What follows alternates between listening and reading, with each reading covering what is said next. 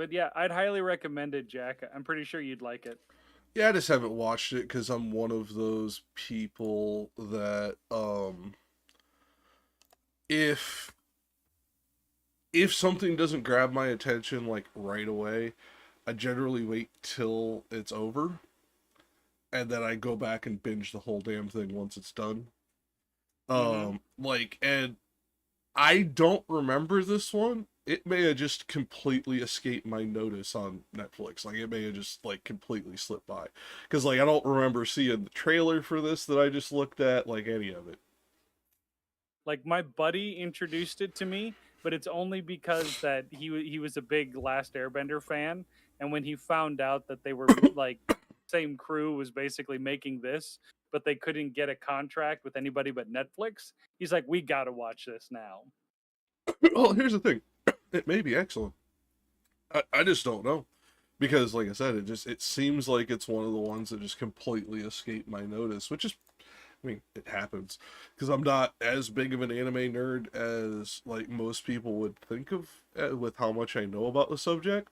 For me, it's I know a lot about it because I have watched a lot. Now I am very, very picky because there is so much schlock that comes out in the anime world, and I get Yep. so annoyed when I get 2 seasons into a show that's faking being serious, and then suddenly it becomes fucking goddamn vaudeville on fucking meth. Yeah.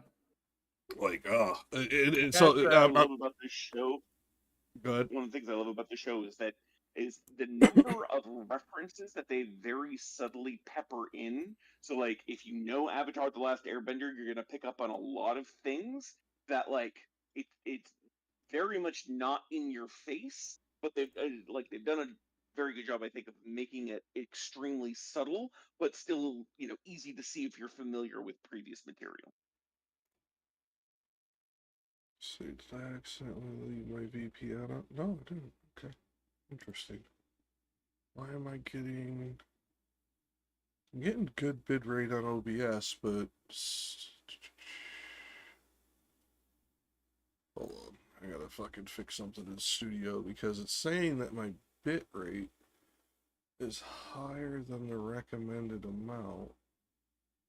What do you have it at? It's saying I have it at 5,966.29, and I'm like, how the fuck did I put a goddamn decimal place in here? And 1080 at 60 frames a second. Mm-hmm. Yeah, that's normal. Yeah, that's like I don't understand it. Whatever. It seems to be running okay. I'm just gonna ignore OBS as being stupid. Let me actually hold on. No, I better not do that. Yeah, I was gonna say, given what happened 2 weeks ago, maybe. Well, no, I know we're live. That part I've already checked. Okay. My channel. Mute this. Videos. I made rusks today. Yeah, the video's clean. You made what? Rusks. I don't know what those are. Do you know like where you take like a baguette, you'd slice it thin, and then you put that in the oven, and then it's crispy, kind of like a cracker? Oh, yes, but I would call those something different. I know what you're talking about, though. It's I'll grab like, one. Yeah, yes. In Massachusetts, you very well may still call them fucking croutons, because I remember when I was in New York, fucking massholes would say some of the dumbest shit. I wouldn't call them croutons. I'm just trying to remember what I would call them, because like Yeah. they're the things that you would put, like you'd have little caprese. Yeah. Either that or you'd put your liverwurst or anything like yeah, exactly. No, you're right. Yeah. I'm just saying, like, I've heard massholes call them croutons. I've heard massholes call them fucking biscuits. All kinds of dumb shit. Yeah. But that's mass holes for you. You're one of the second highest transplant areas in the country. Yep. I've heard mass holes call them a derogatory term for a white person. Okay, Karen. Well, and it's just like I look at like some of the things I've seen around this country with food, and it's like that's not food. That's barely food product. Go away. At least you're making real food. It's like it may not be my style because I can't stand like that crispy. Like the crust is supposed to be crispy, the inside's supposed to be soft. Damn it. But like that's a preference thing, not a this is not food thing. And then we get to then we get to where you went to college. And we get the seven yes, you. Where we get the 7-layer salad where there's not a vegetable in it. Or that potato salad with the raisins and the apples in it. Oh, and the pistachios.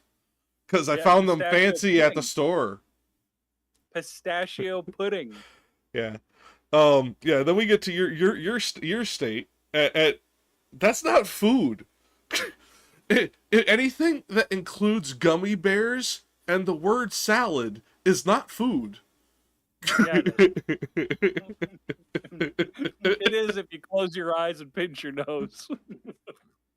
No, this is the same complaint I have.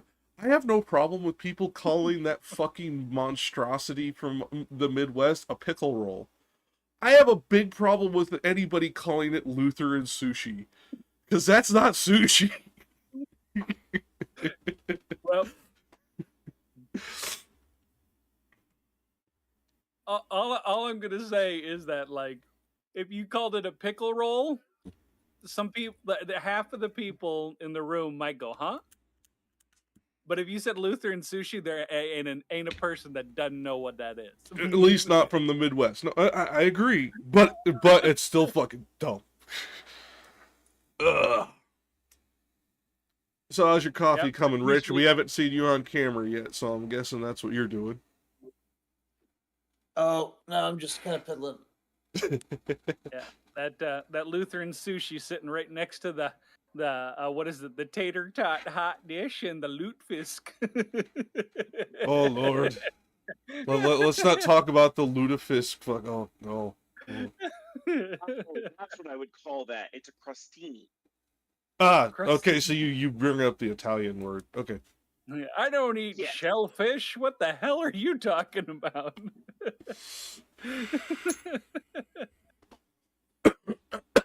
So that would put you in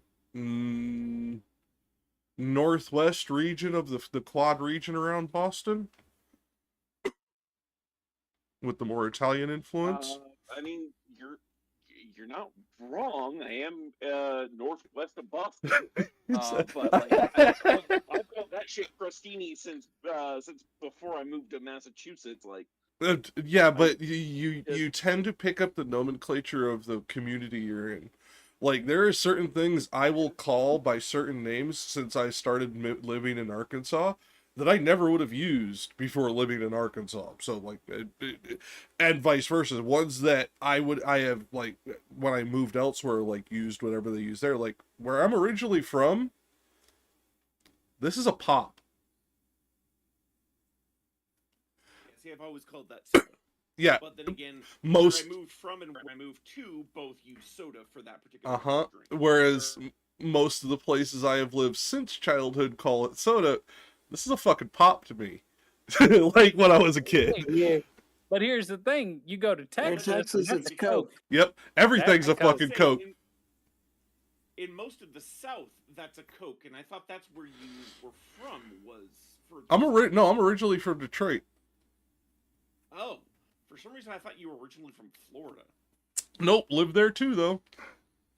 Oh, okay. Remember, military brat. Up there in Minnesota, they call it a pop. Mm-hmm. What kind of pop you drinking there? Yep.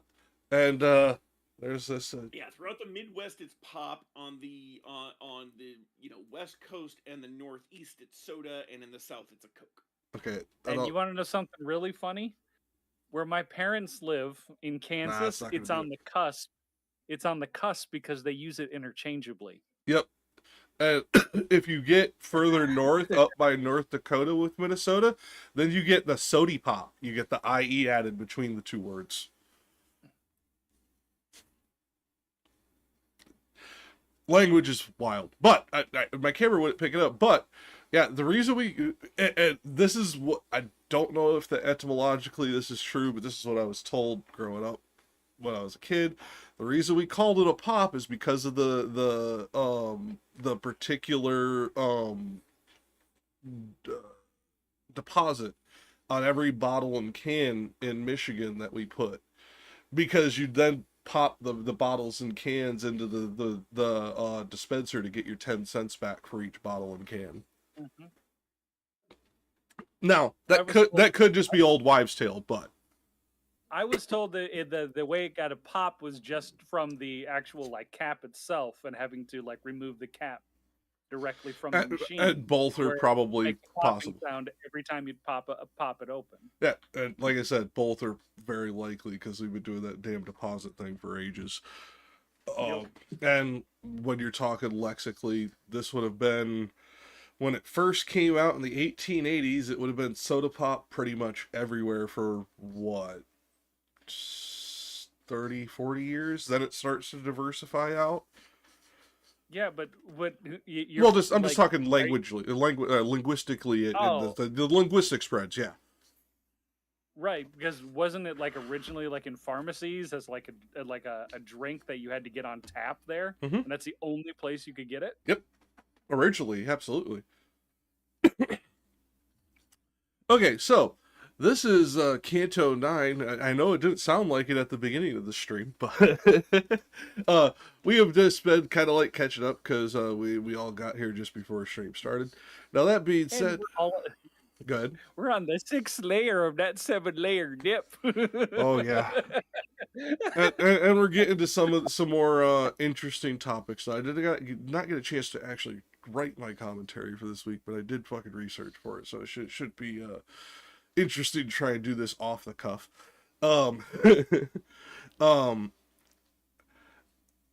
Anything anybody wants to bring up about 8 from last week, things that we wanted to like retouch upon before we moved on, etc. I could use a recap. Well, let's see. Let's just share the screen here.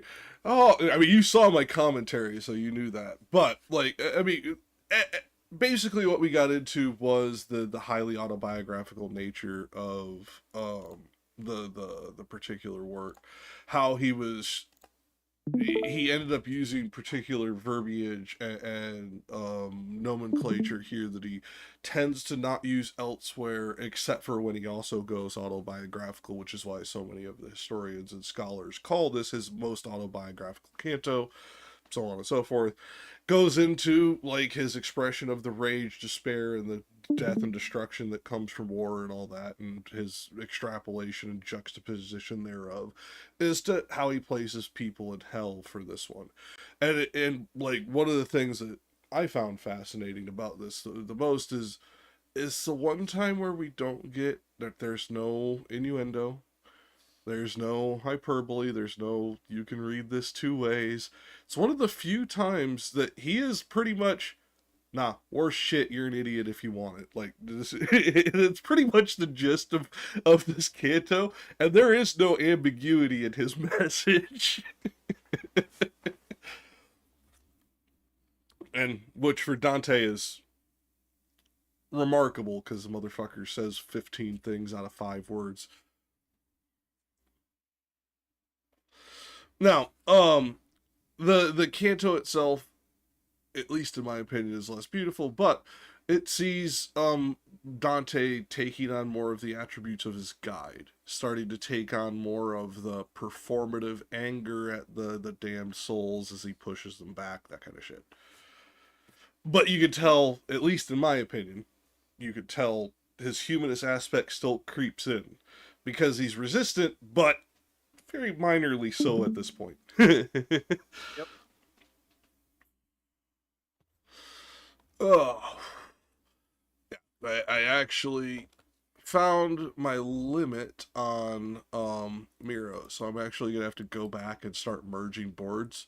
I have my max number of boards, so now I'm just gonna like do all 100 cantos in one. I'm just gonna go back and like remove everything. Oh. But we can go right back up here, makes it a lot easier. And like this gets into, this is also one of the least commentaried portions in Sayer's book, which I find wild. And I actually was, it's one of the things I wanted to ask Rich about after I asked you guys if there was anything to recap over. Since he's the Sayersite. Why is it you think Sayers? Why does he not know much about Sayers? No, Just yeah, like it. I understand that. You therefore you have greater familiarity with her than the rest of us who are just general fans of Dante. Why would you think that when so many other of the like historians and biographers and all this of Dante focus so heavily on this, she provides so little commentary comparative to the rest of her commentary, which is so robust everywhere else? It could be because she thinks it's already been covered pretty well, and so she doesn't really need to add much more. Actually, I have to look at that. You may be right. I didn't look at the publication dates of the historians. Maybe they did come before she did. I don't know. I wasn't paying attention to that. I was just reading. You're talking the about for 8 or not? Huh? You're talking about for 8? Mm-hmm. Yeah, because her commentary's light comparative to most of her other cantos thus far, and past this.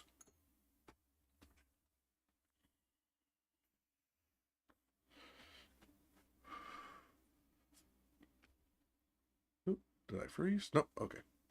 Just Discord being Discord.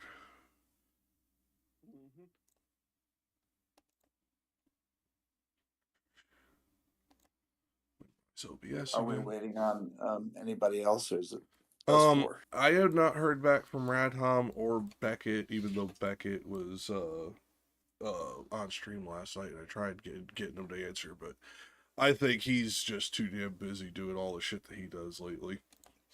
He does like fucking 3 streams a week now. And Radham I knew might not make it, because he had like real life obligations come up, but he does like want to be here. It's just, real life comes up. Is what it is. Eucharist will be making it probably next week for what he said, though. Like, I don't know He's if finally moved in. Yeah, he's finally moved in. Like, he didn't say specifically he'd be back next week, but like the indicators he's giving me is like at least it's more likely next week than while he's been moving. I'm gonna be right back. I'm gonna grab a drink real quick. Yep. Yeah, it's just He's probably just setting it up so that he gets to do Purgatory and Paradiso, but he gets to avoid hell altogether. I mean, it'd definitely be a Protestant move for him. Oh, yeah. It occurred to me far more recently than I'd like to admit that with 100 cantos, we're doing this for the next 2 years. Well, yes and no. Because there's going to be certain Sundays where we might have the fucking hourage to do this, and we could go 2 or 3 cantos, but it's so dense, especially here at the beginning. Like, I was really optimistic. Oh, we're going to do 3 cantos a piece. That would have been fucking 9-hour streams. We'd have been here all fucking day. Something tells me Dante does not significantly decrease in his level of complexity or available. Okay. Yes, he does, but not for a very long time. It's like the last 10, 12 cantos of Paradiso. And then suddenly the details start getting lighter. And I mean, intentionally so. But and the commentary becomes more Literally, things get lighter. well, that too.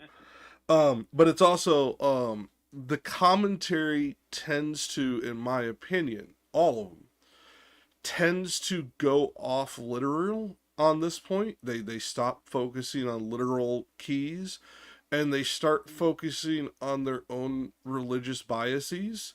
And the reason I say this is in those last 12, commentators diverge wildly where they had been like walking abreast up to that point. And you can very clearly start seeing, like, if you know a lot about religion, you could very start clearly seeing the denomination lines along where they split. Oh, I see. Gotcha. Like completely, atheist commentators on Dante suddenly were going into, oh, this is his social commentary on the church, this is that, blah blah blah. This is the whole goddamn thing is a social commentary on the church, assholes. Like you weren't paying attention if that's what you think. Say the whole thing is a social commentary in general. Yeah. When you get to the Catholics, this is, oh, he was showing reverence to the highest place, and that's why he's doing this and that, and then they start pulling stuff that's not from Dante but has a word in common with it to a biblical reference or a biblical commentator like Aquinas. It gets really divergent, and I think it's because there's not enough information for them to truly foundationally base it on, and it becomes more interpretation as opposed to true commentary.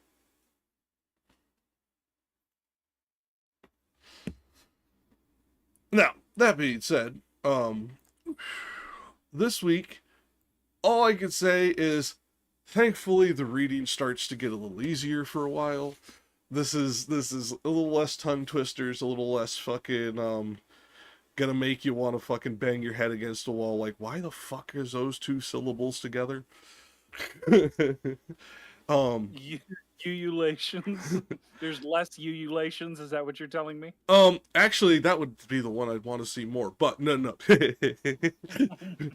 Ululations and lamentations are like my favorite words that fucking Longfellow puts in here. It's great. Especially because, I'm sorry, I'm a nerd, and like, it was a particular age when Conan came out. There's something about that line. Every time you hear lamentations, you then hear that damn accents. What was that, Rich?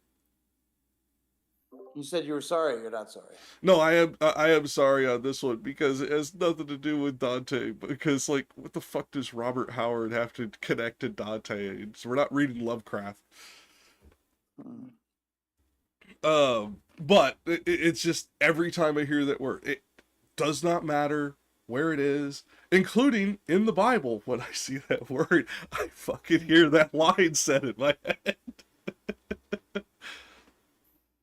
And there's a whole book of the Bible called that.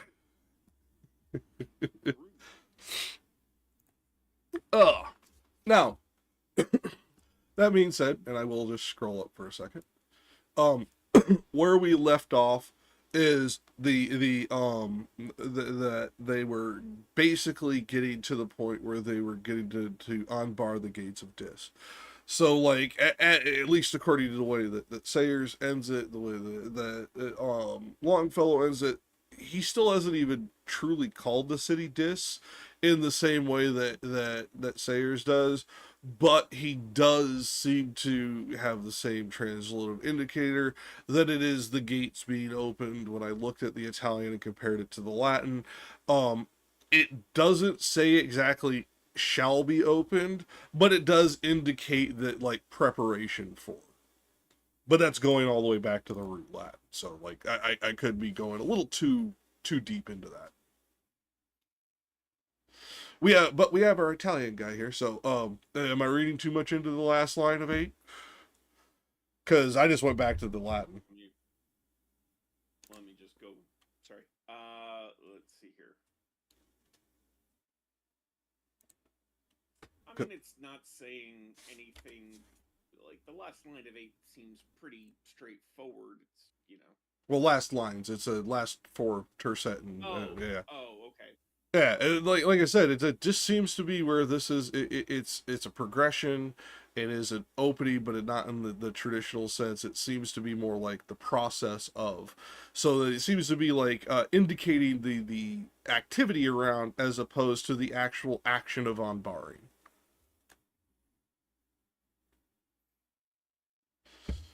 I mean, yeah, I can see I see what you're saying there.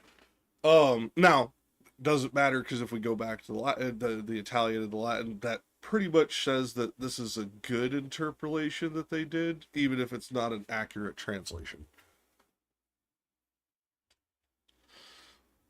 Anything you want to add before we move on? Scroll back down. Yeah, I think we've been on 8 for a while. Oh, just wanted to make sure. Okay, so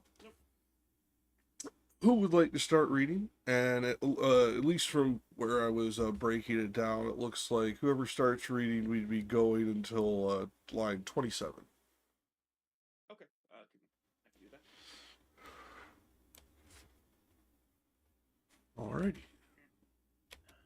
That hue which cowardice brought out on me, beholding my conductor's backward turn, sooner repressed within him his new color. He stopped attentive, like a man who listens, because the eye could not conduct him far, through the black air and through the heavy fog. Still it behoveth us to win the fight, began he, else such offered us herself. Oh, how long that someone here arrive! Well, I perceived as soon as the beginning, he covered up with what came afterward, that there were words quite different from the first. But none the less his saying gave me fear, because I carried out the broken phrase, perhaps to a worse meaning than he had. Into this bottom of the doleful conch, that's an unusual usage of conch, doth any air descend from the first grade, which for its pain has only hope cut off. This question put I, and he answered me, seldom it comes to pass that one of us maketh the journey upon which I go. True is it, once before I here below was conjured by that pitiless Erictho? Eritricio is how I did it because of the Italian, but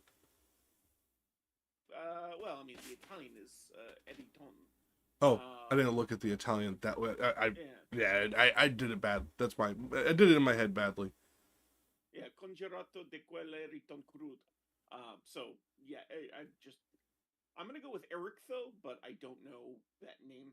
Anyways, true it is, once before I here below was conjured by that pitiless Eric though, who summoned back the shades unto their bodies. Naked of me short while the flesh had been, before within that wall she made me enter, to bring a spirit from the circle of Judas.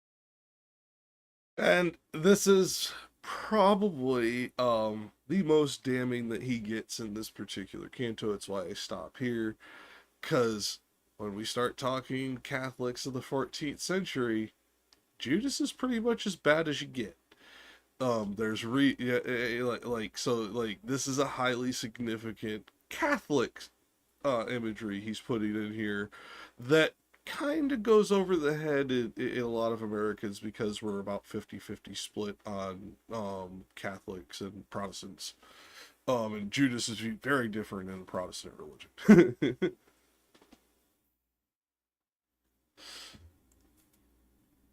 Nothing to add, anyone? Well, I was just looking up Erictho. So the name is Erictho, coming from the Greek, a Thessalian witch who appears in several literary works. Since we know that Dante had a bit of a hard-on for Virgil, apparently. I didn't remember this name from the Aeneid. Do you, Rich? She was, yeah. So, with many arguing that she serves as Sounds familiar. and counterpart to Virgil's Cumaean Sibyl, a pious prophet. Oh, okay.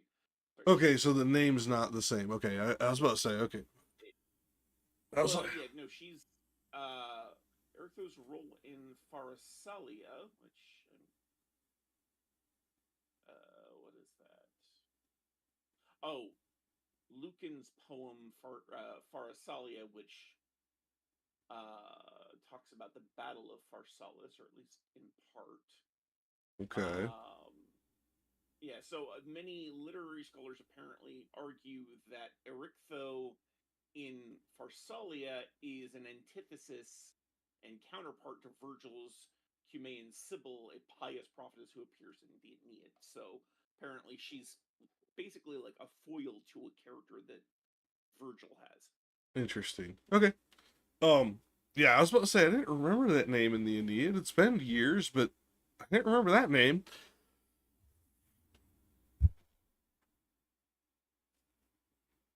Especially considering when I read it as a male name, and if I had remembered it, I would have remembered it was a woman. Yeah. What line is that? Line 23. It's talking about a witch and prophet Pitiless named Eric. Eryctho.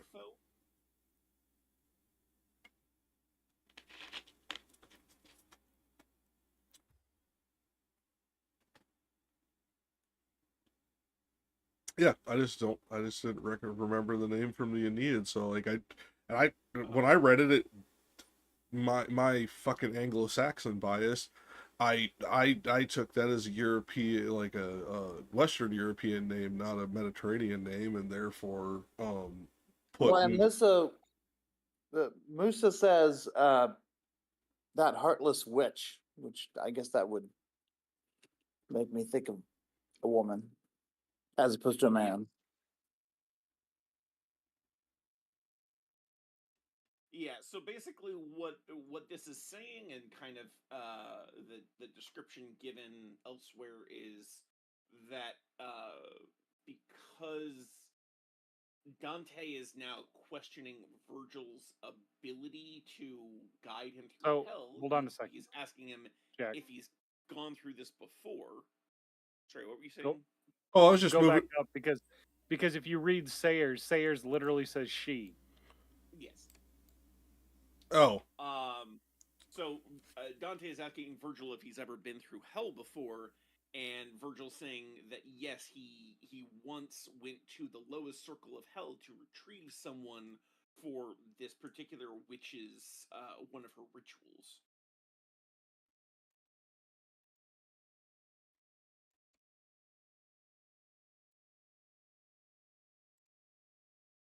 yeah, she does. Okay.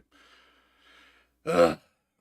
See, this is the problem. So many damn translations to go But through. she also spells it differently too. So Does she? Yeah, she adds Yeah. an extra H Oh, you're right. Yeah. to indicate the. Well, actually, yeah, I was gonna say Musa also does the same thing, and I think they're both doing this because the Greek name, epsilon rho iota chi theta sigma. So the chi theta, normally we would transcribe that as a CHTH, which is what both Musa and Sayers are doing here. Looks like Longfellow, since his translation comes much earlier, either chose not to do that or that wasn't the convention yet. convention at the time. well, my question is that because it's in Greek, wouldn't that ch be like a C sound, and then the th also be a T sound? So No, it so wouldn't be the Ericto Greek instead letters of. being represented here are chi and theta, and so chi is almost always um, written in English as a ch, even though it's Mhm. a k sound, and theta is a th, obviously, because Okay. we dropped the thorn character ages ago, which we never should have done. Yeah, it basically becomes kuth, like KTH. If we were to phonetically transliterate Or it. like the sound that you hear Yeah. sometimes in other Yeah, languages. so it would be more like erecto. Yeah, and the way I read it, because I read it as Northern Italian, was just wrong. Yeah, like But I said, in the also, Italian it was editon. So, Jack, you said earlier, I tried to get it in earlier, but it was a bit, now people have forgotten. You just said that you were talking about all the damned translations, and I was Hmm. just going to point out that the translations are indeed damned. I mean, quite literally right now, but no, it's also the aspect of, it's also the aspect of when you're doing this, there's certain choices that are made that, especially when you start getting into like pronoun choices that are so much more subtly implied but more powerful to the way the language hits. Like when you use a name that to modern language is gender neutral, has no implication other than similarity to other names, etc. Now this became a male name almost instantly. Yet research, you would have figured out his female name, and furthermore, like if you had paid attention to Sayre, she uses the pronoun. When you look at the Chiarity, it then goes even further to implicate it using more feminine language in general through the translation in this area. So on, so forth. And then when you get to Longfellow, who is just writing to fit his bullshit, it becomes more fluid to say, funnily enough for him. But it becomes less accurate and more ambiguous. Still not regretting choosing Longfellow for the primary reading though, because trying to read Sayers or Chiarity when we get into Purgatorio would have made us all want to rip our hair out. I mean, I'm already there. Okay, so and like I said, the significance of the 14th century Catholic of this being the same circle of Judas. This is a highly influential part of the story that is to be that Virgil is telling here, because this would be the equivalent of saying that, nah man, I went where even the angels don't go. And that would be, at least to my eyes and my understanding of being raised Catholic, that would have been awe-inspiring to somebody like Dante the character. Yeah. Wait, did you go where even the angels don't go fuck shit up? All right. This is what the hell is going on? Rich, anything from a modern Catholic? Because you came to it as an adult. Like, how would the idea of like pulling somebody from the circle where Judas is held hit with modern Catholics? Well, I mean, yeah, I mean, certainly that would be a tremendous amount of power. The actual solution to this, because where Judas is held now is, of course, in the mouth of Satan. So it's at the very, very bottom. And there's a particular way to escape that portion of hell, but I'm not going to spoil it because Oh it's yeah. funny. Well, yeah, but that's a Dante thing. That's what I'm saying.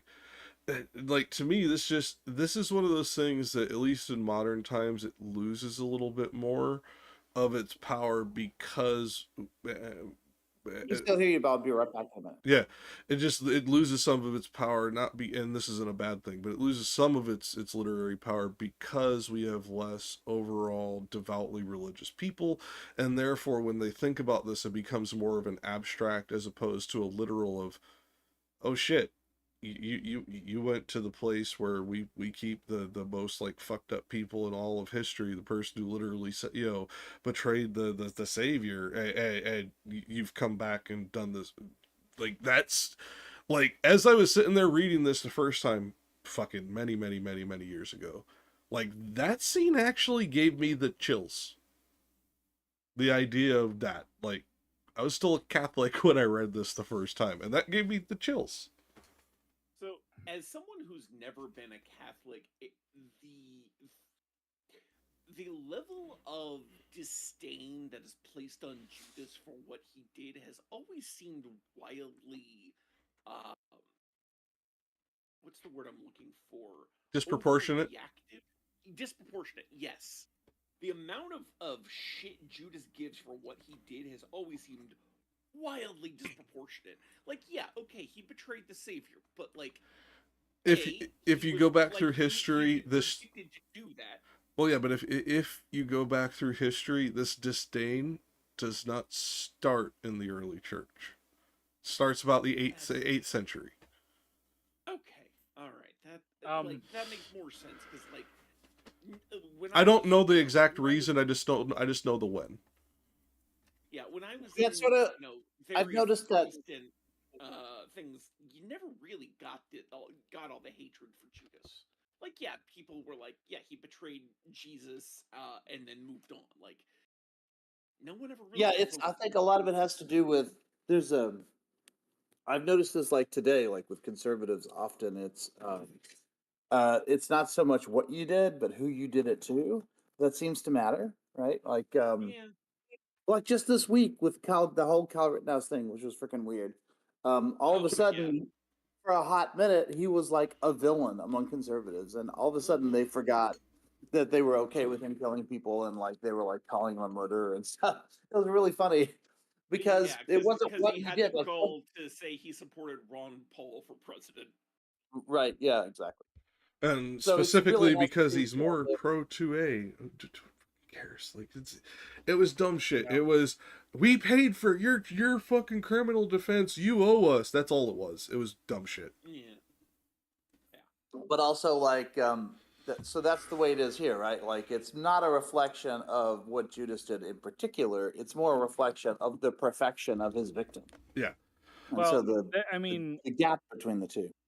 The counter to that is that I have I really want to understand exactly what Protestants have against Mary Magdalene, because Mary Magdalene was never actually written as being a whore, but yet people always attribute her to being a whore. I can answer this, but no, I can actually answer this.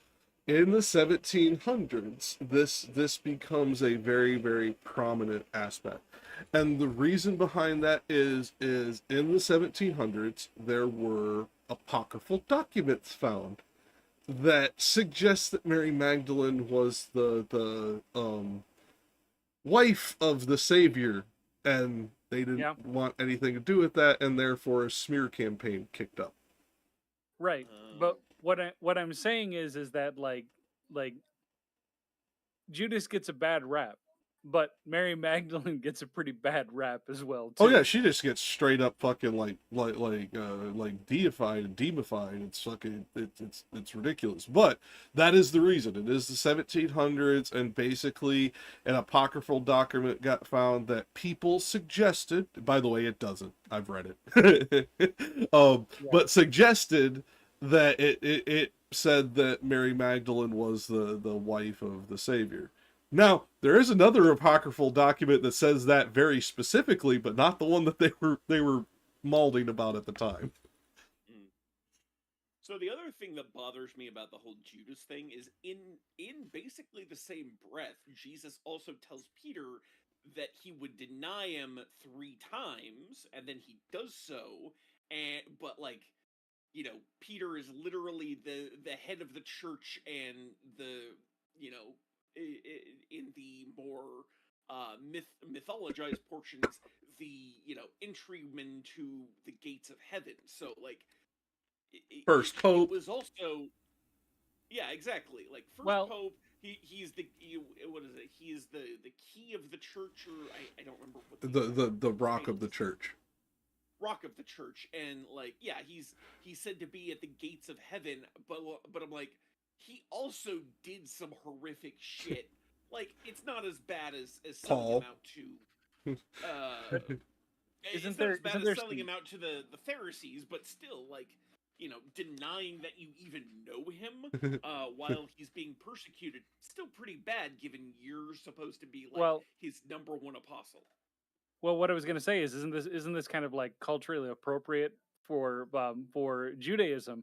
Because when you're actually trying to convert to Judaism, you get denied 3 times before you're actually accepted into what is it? It's like part of the process. Well, and this is where part of the biblical numerology comes in, because we had people actively trying to like force some of these stories into the Messiah prophecies within rabbinic mysticism and the laterally Judaism, and like if you actually look at it, there is a reason that we still have a large number of Jewish people on the planet. Vast majority of people didn't view him as a Messiah because he doesn't actually meet the prophecies that they say he does. Like a lot of people point to the prophecy in Isaiah. Motherfucker's name isn't Emmanuel. We call him that now, but that isn't actually anywhere in the Bible that his name is that. We added that later. There were a lot of holy men with, giant Instagram followings at that time. So, all kind of born of virgins, were be able to do mystical acts and, had a bunch of people following them around as, like their. Well, this is why I'm not a mythicist, even though I personally believe the Christian faith is complete bollocks. It is. I do believe there was an itinerant fucking faith healer named Jesus. Probably more than one, if we're being honest. That all these stories got like heaped on, and very much legendized. My issue is this though. We have these records to say this stuff and all this, but we watch such significant changes through history that mimic the society at the time, have nothing to do with the scripture itself, and are all harmonizations that then get later harmonized out or reharmonized into something new, etc.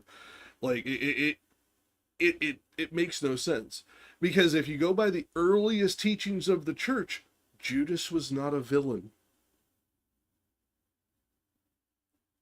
He was literally fulfilling the plan to help Jesus save us. He was actually at one point considered for sainthood. Yeah.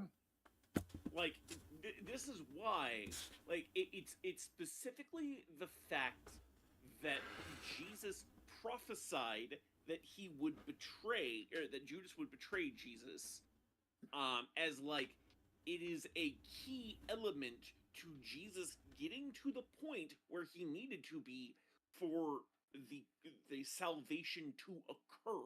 For him to sacrifice himself to himself, yeah.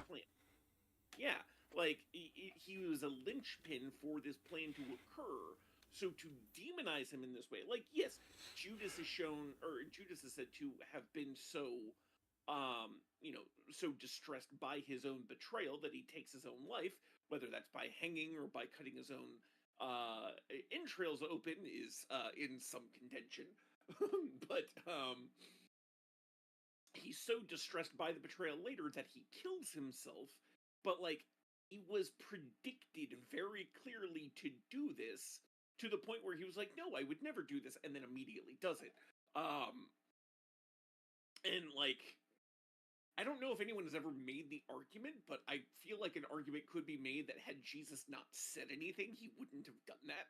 Which I mean, that's an argument that would be interesting to go into for a theological discussion. But when we go by the scripture and the teachings of the church, he was at one point considered for sainthood. He was considered on par with Paul for sainthood. At like what like the teachings all changed later, which we can get into the political and history of that one on another day, or after we get done with the reading, because that will be a long one. But yes, this is another reason why I stopped here, is because 14th century, this is at one of the height points in history of when Judas is hated the most.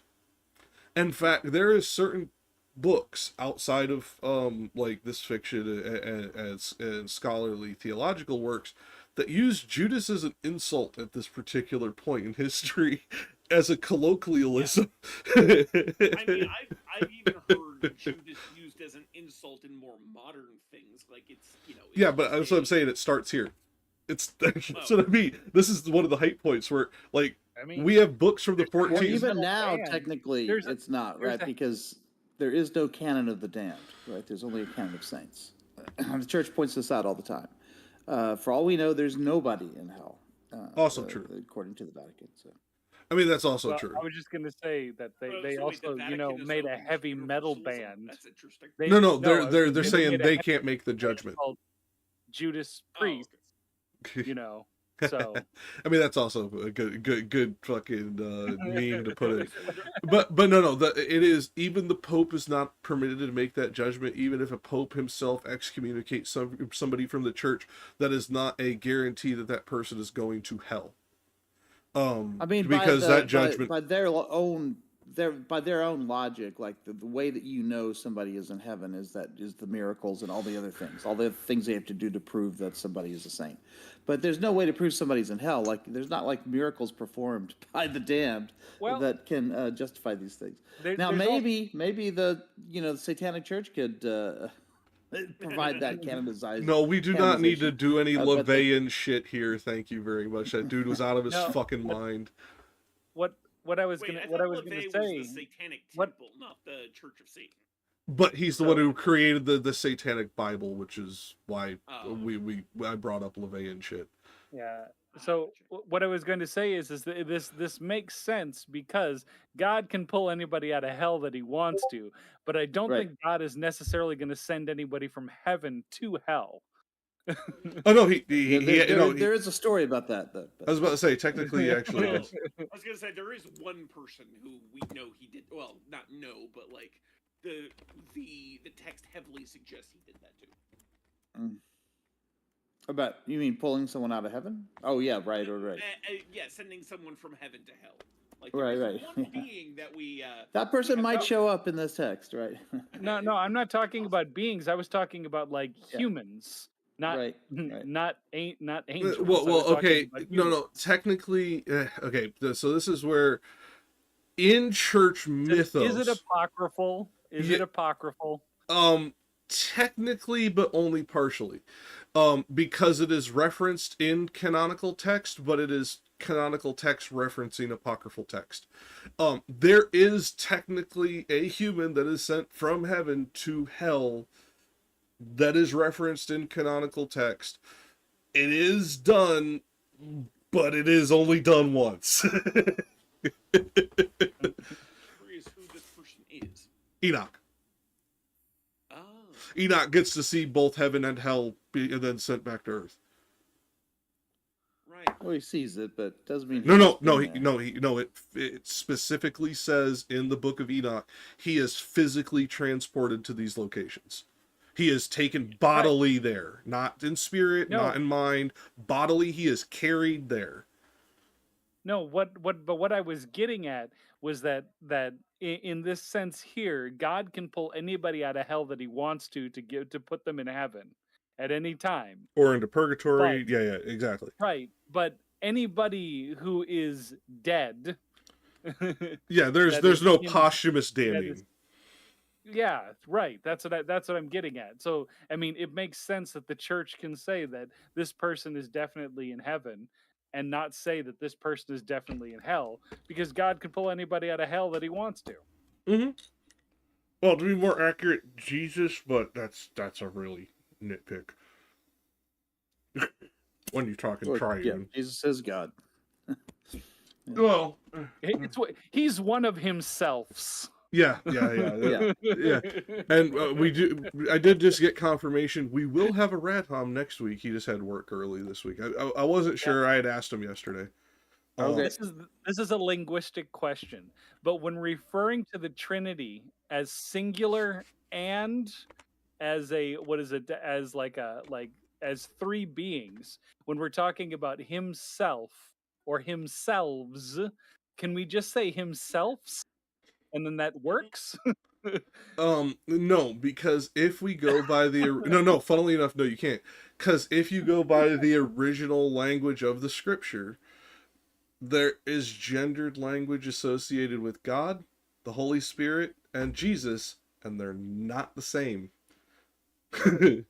God is male, right, yeah, Holy but the Spirit is question here female, is, like, and Jesus is always what's- ambiguous. What's multiple and what's singular, right? Like, So the term is selves? homoousios. Yeah, that was my point. Is it would be themselves or their selves. No. It'd be they selves. Because you couldn't use selves because then that would you're right. mean that You're they're right. all That's separate unambiguously plural. entities. No, you're Right. right. No, I had to think about it. You're right. But yeah, no. But that was my point, is because technically all three of the neutral, the masculine, and the feminine are included in the language for the triune.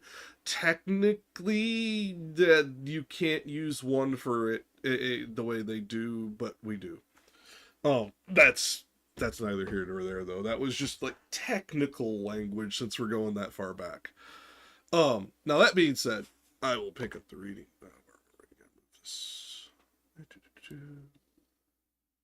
It's homoousios was the word I was trying to get at there. Oh, okay.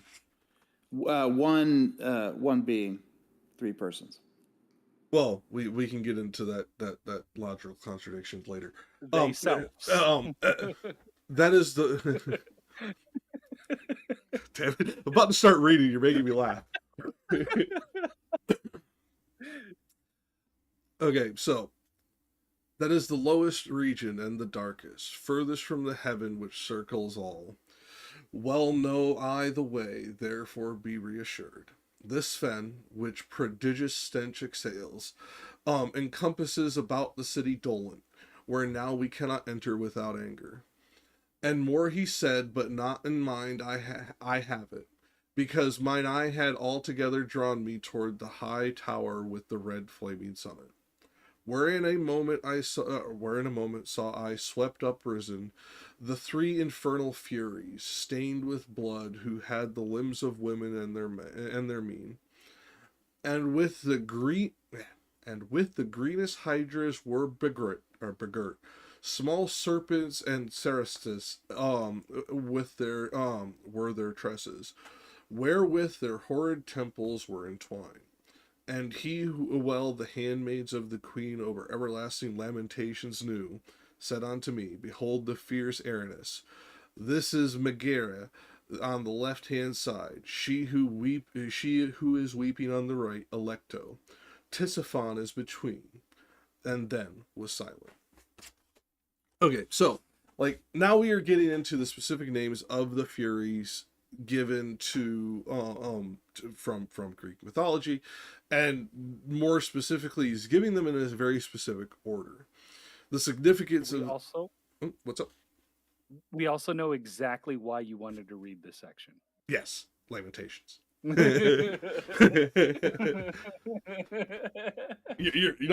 exactly right. You're muted, Rich. But this is where I like Musa's better. The Queen of Timeless Woe. Sounds great. No, that is good. But still, Lamentations had to have it. But it's also the reason that he is placing them in this particular order is because there's one particular Greek mythos that was predominantly like spread throughout Europe at this time about the placement of which one's in the middle. And the reason for this is because they are trying to, again, point to the triune God. They're trying to point to the one that is forecasting, the one that is weeping and grieving, and the one who is basically doing action. This is a meant to be a dark version of that Trinity, spread back into it. Because in this Greek telling, or this European telling of the Greek story, the person who did the translating did that even though it's not in the original Greek. They called it a dark trinity of Furies, and therefore it propagated out linguistically from there. And also you can tell that he hasn't read the Oresteia, because they become the kindly ones at this point. They become the Eumenides, and not the Furies anymore. But that also wouldn't fit the mythology. The Eumenides, yeah, the Eumenides. Okay, Sorry, it's Yes. the pun with Eumenides. Yes, Eubricides, Eumenides, yeah. Yeah. Yeah, that's one I like that joke too. But yeah, but it just for chatters of the audience, Eumenides is the third in series of the Orsteia, in which there's an eye for an eye that's constantly taking place, and it gets broken when the Furies basically get transformed from the Punisher basically is what they were at the beginning of the play, and at the end of the play they become prosecuting attorneys. And they're called the Eumenides instead of the Furies, which basically means the kindly ones. But of course, that doesn't really make a lot of sense for damned creatures. So Well, he goes back to the pre-Oresteia version of them. well, it's also, at least in my opinion, and there's argument in the commentaries on this. It is also he is trying to very clearly delineate a mirroring between heaven and hell this early on that he has not shown up to this point. At least not as clearly. He's starting to draw that reflection point where you're going to start seeing parallels once you pass through purgatory and get into paradiso of the blissful and beatific side. Sorry, not blissful, beatific side. So like this that Trinity being available in hell, there is no Trinity with the devil. There is no, like, at least not in the canonical text, there are no two other angels named who are cast down with Samael. So there is no Trinity there. He had to create a Trinity elsewhere to start that mirroring process. Sure. Doesn't Satan have 3 faces though? He does, but that is a harmonization later, not technically scriptural. But you are right. 3 penises. I'm not sure if that was scriptural. I'll have to look. It's not scriptural, but it is in medieval tradition. Yeah, and like I said, the satisfy 3 women at the same time. Yeah, but 3 faces is another harmonization. It is not technically scriptural. It is another numerology issue. It comes from where the face of Lucifer is put in a sentence in the particular fucking, Greek. It's fucking dumb. Like the way we came up with that fucking harmonization was stupid. What was it? I was remember like seeing an interview with an exorcist, and they were saying that the there are 3 aspects of Lucifer himself. There's like, what is it, like Lucifer, Satan, and what is it, like Beelzebub? I think.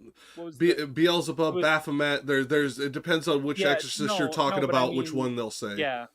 Yeah, no, but what he was basically saying the 3 separate names for that they have for Lucifer, Satan, whatever, and basically he behaves in those 3 ways in a way that like puts him like opposite to that of the Trinity. I have heard that too. I will dig more into that for next week because at least to my understanding, that is harmonization because of the fact of the way that we can track the etymological transference of these names. Starts as Shaitan with the adversary. It then becomes, actually, technically it starts as Samael, then becomes Shaitan, then becomes the devil, then when gets translated into Latin, becomes Lucifer. We do not get Latin until the Romanization of the text. That word never appears before that happens. So like go ahead. Lucifer is a Latin translation of Lux, which referred of Lightbringer, which comes from Isaiah, which most or like a passage in I think it's Isaiah, which most scholars believe is supposed to be a reference to Nebuchadnezzar, the king of Babylon at the time. So it always weirded me out that people thought that was a reference Well, to or that it's a name. ethereal It's enemy. well, that's the thing. The other thing is, or that it's a name. Lightbringer is not a Yeah, name; it's a title. Yeah, it's. Well, but is it that surprising that, I mean, Babylon was the enemy, right? So you're going to vilify the other side. The True, king of it's the just enemy would be essentially a devil for you, right? Well, but yeah, what I it's just what weird to me that it's always been transferred on to To it. this ethereal entity. Yeah, first of all, we had an original name for him that, by the way, was anti-Semitism. Why it stopped being used throughout Europe. That caused the disuse of Samael. So like we could actually see when we started changing the name to Lucifer, like it was changed for political reasons long after the biblical times. Like it had nothing to fucking do with the biblical stories themselves. That's all. Like, I mean, we could at least trace this linguistically and historically. Now, like mythologically, like how this is implied, as far as I know, the way this goes, and I've looked into this part pretty heavily. Yeah, Lucifer doesn't appear until centuries later. Like it just doesn't. It doesn't appear anywhere in any text anywhere before then, because it did not appear until the Latinization of these particular words, or more specifically, Romanization of these particular words. Jack, I'm gonna send you the thing that I Yeah. saw the interview video for it. Yeah. And There's part 5 to it, so yeah, and I'll dig into it, because as far as I know, it's a harmonization. I could be wrong, because I'm trying to go through text written in 3 different fucking languages that have been translated 50 bajillion times, etc. So it takes some work. Some of this I'm trusting previous scholars, and we all know that's can be wrong. They could have had incomplete information, so you always have to double check your work. So we're still at Dis, right? We haven't left Dis. Technically, we are in the process of moving beyond this, but Because in 32, he says, this doleful city, right? Or the city dolent. Or, yeah. I'm just saying, like, technically, we are in the process of moving past this, but yes, we have not passed it yet. Moving past Dis. Despy or Rich, would you like to pick up at line 49? Yeah, I'll do it. Go for it, Rich. Let's see. Oh, wow. I think we were probably in the middle of something when we stopped last time. No. Each one of her breasts. Yeah, no, it stopped at and then was silent. I finished what was spoken, and then the next. That's why I stopped where I did. Yeah, I'll go back one more just because it may give context to what the next one says. Mm-hmm. So I'll start at 46. This is Megara on the left-hand side, she who was weeping on the right, Alecto, and Tisiphone is in between, and then was silent. Each one of her breast was rending with her nails. They beat them with their palms and cried so loud that I, for dread, pressed close to the poet. Medusa, come, so we to stone will change him. All shouted, looking down, in evil hour avenged we not on Theseus his assault. Turn thyself round and keep thine eyes closed shut, for if the Gorgon appear, and thou shalt see it, no more returning upward would there be. Thus said the master, and he turned me round himself, and trusted not unto my hands, so far as to bind me with his own. Blind, not bind. Oh, blind. Blind with his own. Is that it? Or actually, I was gonna say go to 63, just because it hits a better stopping point. Oh, ye who have distempered intellects, observe the doctrine that conceals itself beneath the veil of mysterious verses. Is that undistempered or Yes. It's undistempered? Undistempered? Undistempered intellects. Yeah, it's at least the way I understand the way this is phrased. Multiple prefixes.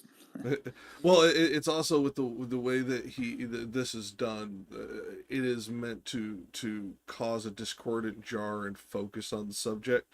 A couple of the commentaries focus on the translation into English, where everybody kind of does this kind of jarring way of doing it. To kind of draw focus to this tercet, and some commentaries say it was Dante's intent. I personally think it's just the limitations of English. Yeah, like Well, if I look at the Italian here, "O voi sceviate l'intelligenza," it's literally "O you who have sane intellect."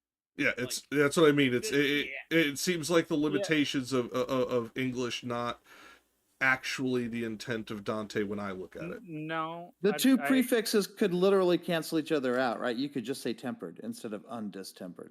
So it might be a meter thing. there's that, but I mean, distempered. If we're actually looking at like what is it, Longfellow's time period, distempered was actually a term used for somebody who was sick. So like, yeah, so like undistempered would make sense in the sense that in that case there Healthy intellects. yeah, what is it? But it's not like distemper was considered to be like a type of disease, Mm-hmm. kind of like a mental disease. So there was no tempered in that sense there to mean that the person was undiseased. No, yeah. that part I understand. Effectively, he's saying he's just saying those who are not insane, right? Yes, but when Yes, you look yes. at Sayer's translation right next to it, it then shows that she stuck more to what the actual Italian said, as opposed to trying to force it into his own time period with a word that, um, antiquated as it was, even in his time period, because yes, distemperament was a thing in his time period, but that was already an antiquated term by Longfellows. It was still used, but it'd be like us saying bipolar. Bipolar is We use technically it.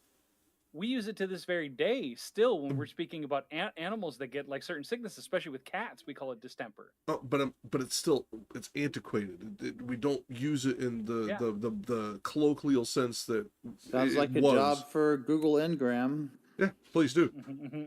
Because that's really what it comes down to, is it's an antiquated word. It gets used less over time. It's still used. It will eventually probably fall out of style completely, like many other words in English do throughout time. It just is what it is in any language. I'm pretty sure this is probably true in Japanese too, isn't it? Oh, there's plenty of words that fall out of use. Yeah, I was pretty sure. You're the linguist, so I wanted to double check.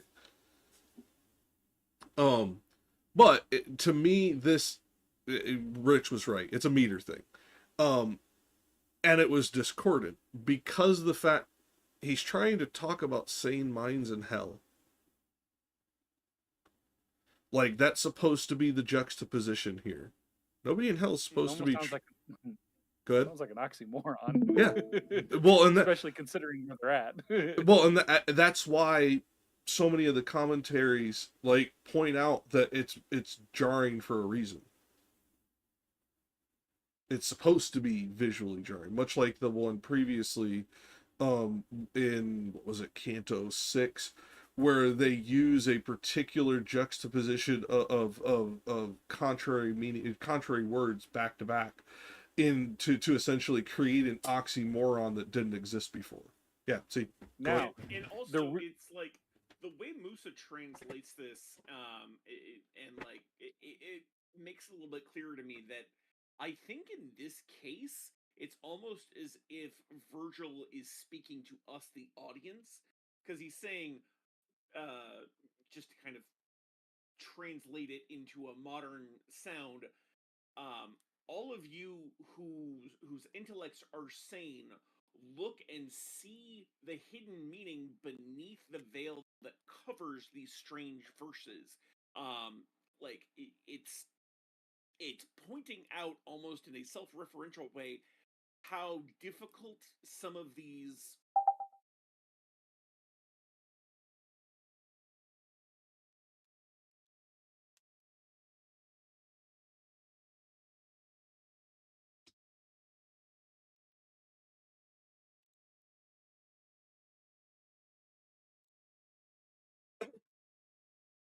No, and you're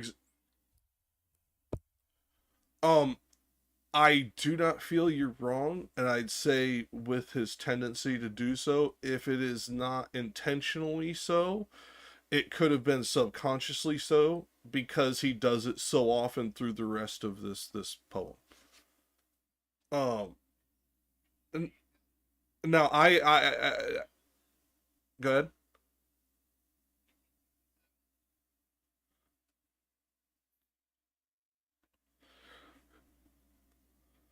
Yeah, see, like I said, antiquated word even in his time.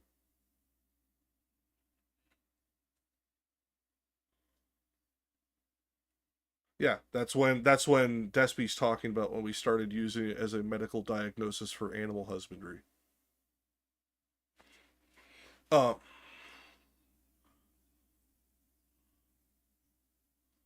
yeah,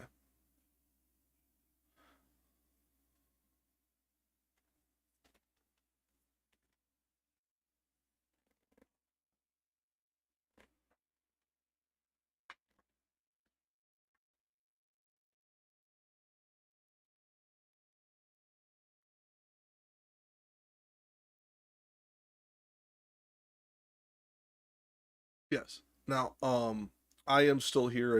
I put the earbuds in, but I gotta take the dog out because he's gassing me out and whining at the door. Because for some reason this dog is spoiled rotten. But I can still hear you. The only thing that I would like to add, one of the most universal things that is translated, one of the most universal things that is translated through almost every commentary, is the mysterious verses portion.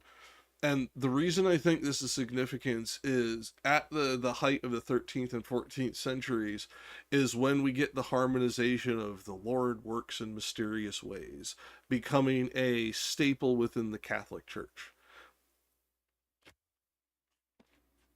And then whoever wants to pick up the reading from there can. That was the last little bit.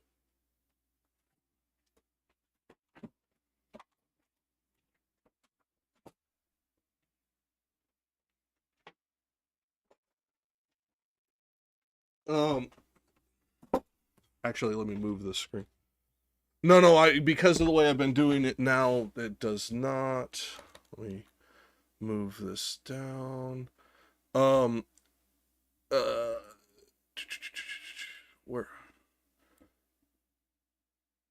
No, because 84 ends in the middle.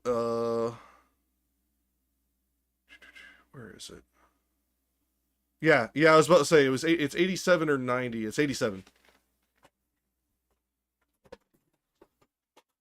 Yeah, I'm moving it back. Yeah, I'm moving it back. Yeah, see, there's mysterious verses at the top of the screen. There you go.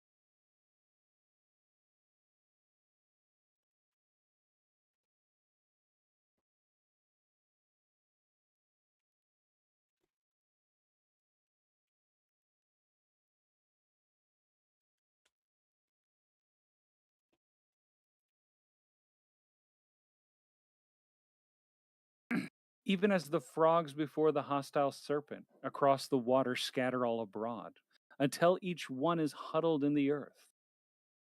More than 1,000 ruined souls I saw, thus fleeing from before one who on foot was passing o'er the Styx with souls unwet. From his face he fanned that Unctuous. unctuous air, waving his left hand oft in front of him, and only with that anguish seemed to he wary. Well I perceived one sent from heaven he was, or was he, and to the master turned. and he made sign that I should quiet stand and bow before him. Right, yeah. Yonder, by the way, sounds like a Despy word. Yonder, Yeah, it is. you're the perfect person to read that one. Okay, so I'm, unless I am very much mistaken, there are at least two separate references to this being Jesus. Like this character that they're saying is basically everything in hell is scared to shit of this guy, Yep, and that's true. fleeing from before one who on foot was passing o'er the Styx with souls unwet. Who do we know that walks on water, guys? Right, right. Well, That's definitely not Peter. Mhm. Yeah, I perceived. Well, for a one moment, sent- Yeah, I perceived one sent from heaven was he, and to the master turned, and he made a sign that I should quiet stand and bow before him. And like, you don't really bow before anyone but the Most High, right? no. Well, I here's the thing I want to see is like, did they say bow or genuflect? Can you check the Italian to see if they're talking about like bowing in front of it or genuflecting? Because both are important, especially when it comes to the mass. At times in which that you genuflect in front of the tabernacle or you bow in front of it. So Let me take a look at the word No, used, go lay down. because I'm not sure. because if the tabernacle is exposed, you have to genuflect in front of it. But if the tabernacle is not exposed, like the veil is in front of the tabernacle, you can bow. So the word here is inchinase, which is an inflective of inchinare, which means to bend, to bow. Yeah, like Yeah. Okay. to bend over or to bow the head. So Well- it's literally taking a bow. But here's the thing. This is 14th century. This is not 20th century. You bowed before a lot of motherfuckers in the 14th century. Like, there was a lot of Yeah. self-important dickheads with swords who would fucking kill you if you didn't. Just saying. Yeah, Right.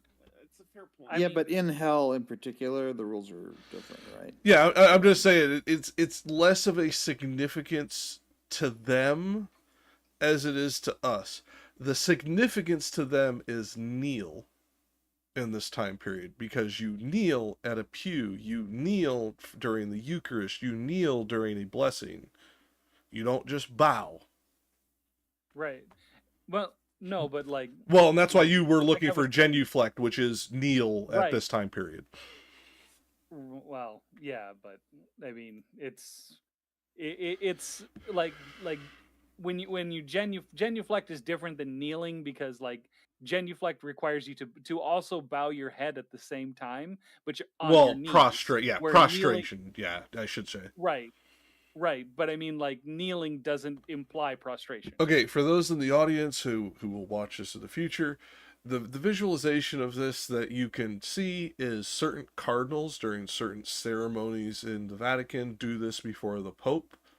So you can see this very specific position we're talking about of genuflection, which is it's a kneeling prostration.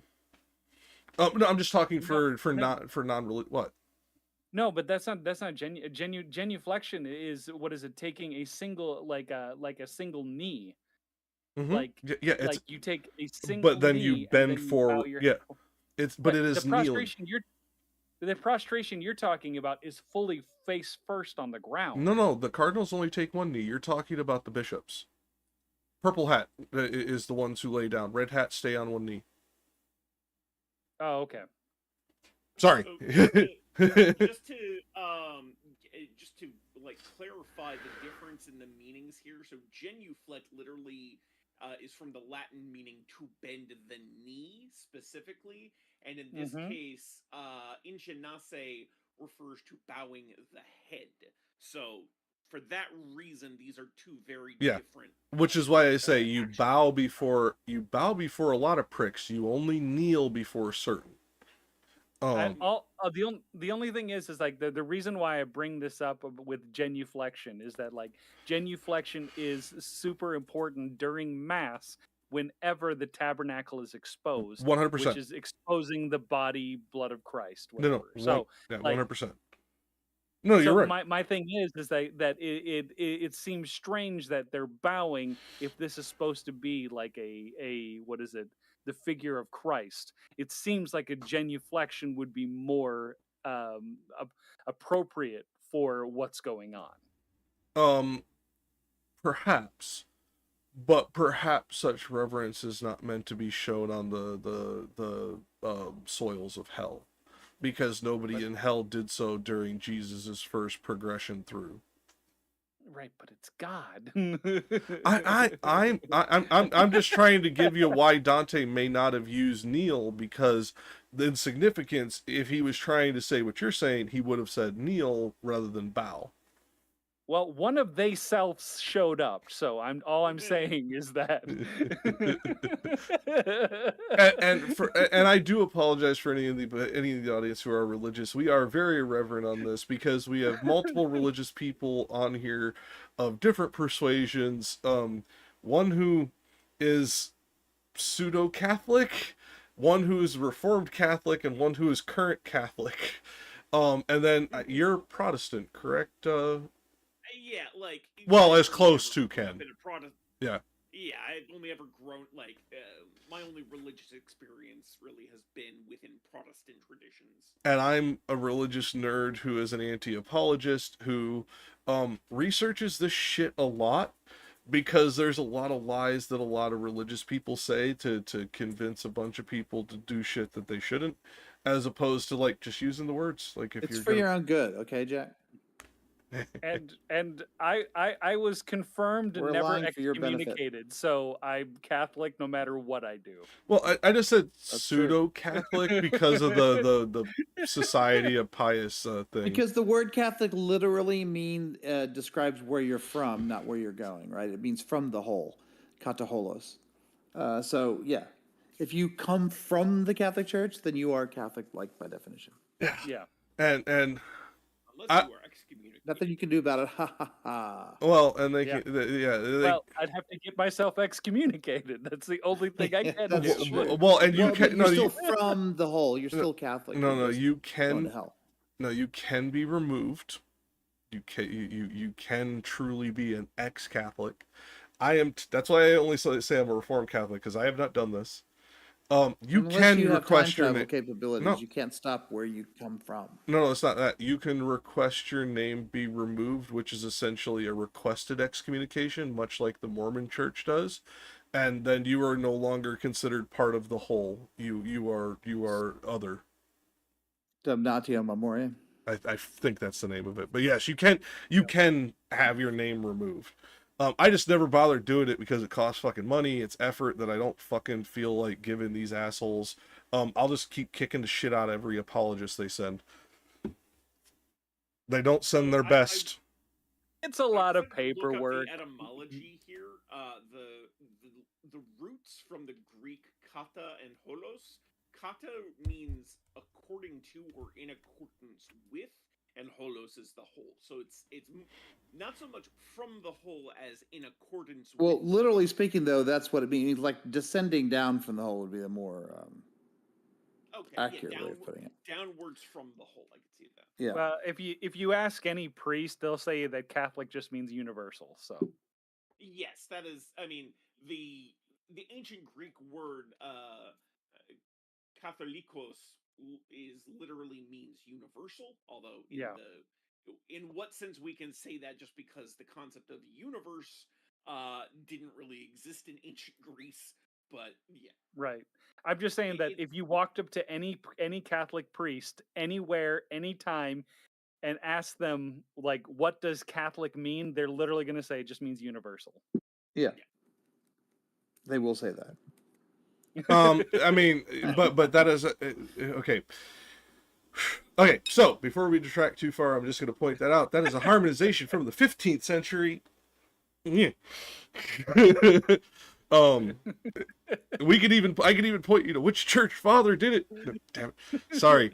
As I said, I apologize for anybody who takes offense at this. It is not really meant to be offensive, because I don't care who you believe as far as what God you believe in. I just would rather you not be lied to by your clergy.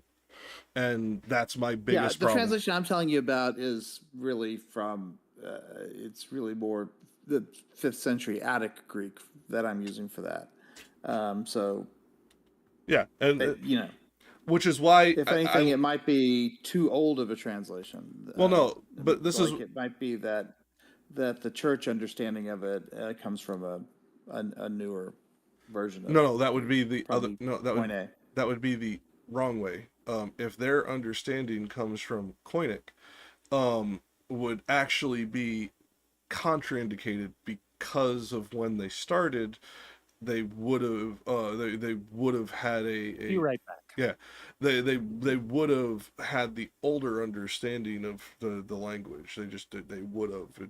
It is what it is with time periods here. So they would have had the original understanding, not the newer understanding. So if it's based on the newer understanding, that's a harmonization, not a foundation. Well, there's always older. You can always go older. No, but I'm going to the specific what they would have had at the foundation of the church, to the harmonization of the newer meaning of the word, of from the whole as opposed to in accordance with the whole. They would have had the original because it would not have had the time to linguistically change yet. So therefore, but I don't think in accordance with the whole contradicts from the whole. I think there's just two different ways of. well, one like, indicates describing what it origin, the other indicates in alignment with. You don't have to be origin But from the all same I'm saying origin. is that in Attic, at least, if you're, let's say you were on a stage and you were walking off stage, and you were going sort of down from there, the word that would describe the direction that you're going for the stage is kata. Mhm. Because No. you're going from the stage to somewhere else. No, And it's describing the direction as downwards, because where you're coming from is a more elevated position. and I'm not That's all. disagreeing with that. I'm just saying the harmonization of it means descendant from, or you can never be apart from, comes later, not the original meaning. That's my only point. And this is just the linguistic thing. Like we can track this like through the roots of the words throughout, like as they propagated out from their usage, and laterally what's the word went through vector memetics to transfer into the sister languages around it, because we see this start in Latin, then transfer obviously into the daughter clades of Spanish, Portuguese, French, so on and so forth, and then those sister clades are now actually you see the actual like spread out further, where you see new mimetic nodes spread out and new branching trees after it goes into into the daughter clade. Just as All right. So yeah. Now what was question: does the next section have a ululations, a lamentations, or a yonder? that? No. All right, Ancom, you're up.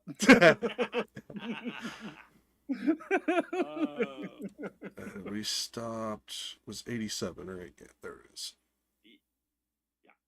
I was just moving the page so it's ready for stream. Where do you want me to read to? Honestly, Finish it up? no, I'd say 111, just because it's a natural stopping point, and then we can let Rich close it out with his dulcet tones. Fair enough. How disdainful he appeared to me. He reached the gate, and with a little rod he opened it, for there was no resistance. O banished out of heaven, people despised, thus he began upon the horrid threshold. Whence is this arrogance within you couched? Wherefore recalcitrate against that will, from which the end can never be cut off, and which has many times increased your pain? What helpeth it to butt against the fate, Your Cerberus, if you remember well, for that still bears his chin and gullet peeled. Then he returned along the miry road and spoke no word to us, but had the look of one whom other care constraints and goads. Than that of him who in his presence is, and we our feet directed towards the city, after those holy words all confident. Within we entered without any contest, and I, who inclination had to see what the condition such a fortress hold. Soon as I was within, cast round mine eye, and see on every hand an ample plain, full of distress and torment terrible. Okay, one thing. You had one misspeak, and I didn't correct it because it made perfect sense for what modern language. But he said spake, not spoke. He spake no word to us. You said spoke. I'm going back. Line 101. One. And spake no word. You're right. Okay. But it made perfect sense with what you said with modern language. So it was like, I guarantee you 90% of people who read this book fucking change that to an O. I guarantee you. Yeah, I think just because Unless you teach Shakespeare. I was reading it quickly and probably just saw the SP and the KE and thought spoke not. Well, no. Well, this is that test for the younger people of the audience. Those little tests you see where there's no vowels on the page and somehow you can still seemingly read it. Yeah, that's because of the way our brain works. Our brain fills shit in constantly and you don't realize it. That's why if somebody puts in, if I were to literally take every vowel off of these pages and just show you in the correct order, the consonants with the word breaks in the right places, you would probably figure out most of this text, even though it's translated in 1800s or 1700s by, an Englishman, like, or 1820s. But it's also not unreasonable to assume that it was a character recognition error, whatever. A and O look very similar. Yeah. Well, That's but actually really interesting. that's my point, is our brain fills it in. If we don't specifically clear it, we focus on the consonants because that's where our language breaks the words into. We don't focus on the vowels. If you actually look at more Latin-based languages, this has to be done the opposite direction. Yeah. Japanese focuses entirely on the vowels. With the way your characters work outside of romanization, would this work for you guys? I don't know, like, how, like... No, so if you take, instead of looking at characters, you look at like phonemes. Yeah, the romanization. Romanji is what I was taught it's called. No, but what I'm talking about, like spoken phonemes, not written. Yeah, if you look at the individual phonemes of how Japanese is spoken, the vowels take much more precedent than any of the consonants do. Well, yeah, but what I mean is, could the same trick work? Because I was about to point out, if I were to do this with Portuguese, I would have to do only the first consonant of each word and then all vowels. Would that trick work in Japanese to where you could then understand the rest of the text like we can in English when we remove the vowels? Yeah, I can understand the 90-year-old man that lives really close to us, and I knock on his door and he speaks to me in nothing but vowels. Okay, no, that's why I asked, because I wasn't sure, because I don't have that familiarity to know if it would work. It doesn't work in Cambodian. Go ahead. Yeah, meanwhile, Hebrew and Arabic are the exact opposite of this. They have no vowels. Mm-hmm. Well, and that's good. No, what I was just going to say is that, like, I'm not saying that, like, consonants, are unnecessary in Japanese to, like, get a point across. But what I'm saying is that whenever someone is speaking to you, the vowel takes more precedent than the consonants do, because all the pitch changes and all of the, like, elongations and shortenings all happen with the vowel. Yeah. Okay, no, and that's fair, because I'm just saying, because this is just an interesting trick for those in the audience because of the way our brain works. Our brain fills this shit in constantly. And you're right, Rich. It could have been a character recognition error in the pattern recognition of his brain because he was scanning quickly. But it is that very tendency of ours to do that creates this byproduct of our language, our reading of language. Well, I meant literal character recognition for the software when Oh, no. you're copying things over. No, he can see it. It's an A. It looks like it's the lowercase A. It's the annoying part is that now that you've pointed this out to me, I can't unsee it. I cannot go back and see it as I saw it as spoke. I can only see it as spake. Yeah. And Right. it's frustrating as all hell because I'm like, God damn it! It's one of those things where I'm like, It's the way your visual cortex interacts with the language centers of your brain. Yeah, and it's now as- created a new series of synapses. Yeah, and this is what I'm trying to get at is this is Jack why literally changed your brain. well, to be more accurate, re-seeing the context and going back without scanning changed his brain. But I was the one who pointed it out. That being said, it is a process in our brain of pattern recognition that allows us to do things more quickly. It is one of the things that we are currently studying that allows for us to understand that technically you start acting before you think about acting. Yeah. Wild. Like we started to figure out that it's not thought precedes action, it's actually action precedes thought on like everything we had assumed for like 380 years of mental fucking health. Mm-hmm. But that being said, the other thing that was important here is we come back to Cerberus, and when the way he describes him here is not technically the way we saw Cerberus originally. So again, this is why it was perfect for us to talk about like the way the memory fills in stuff.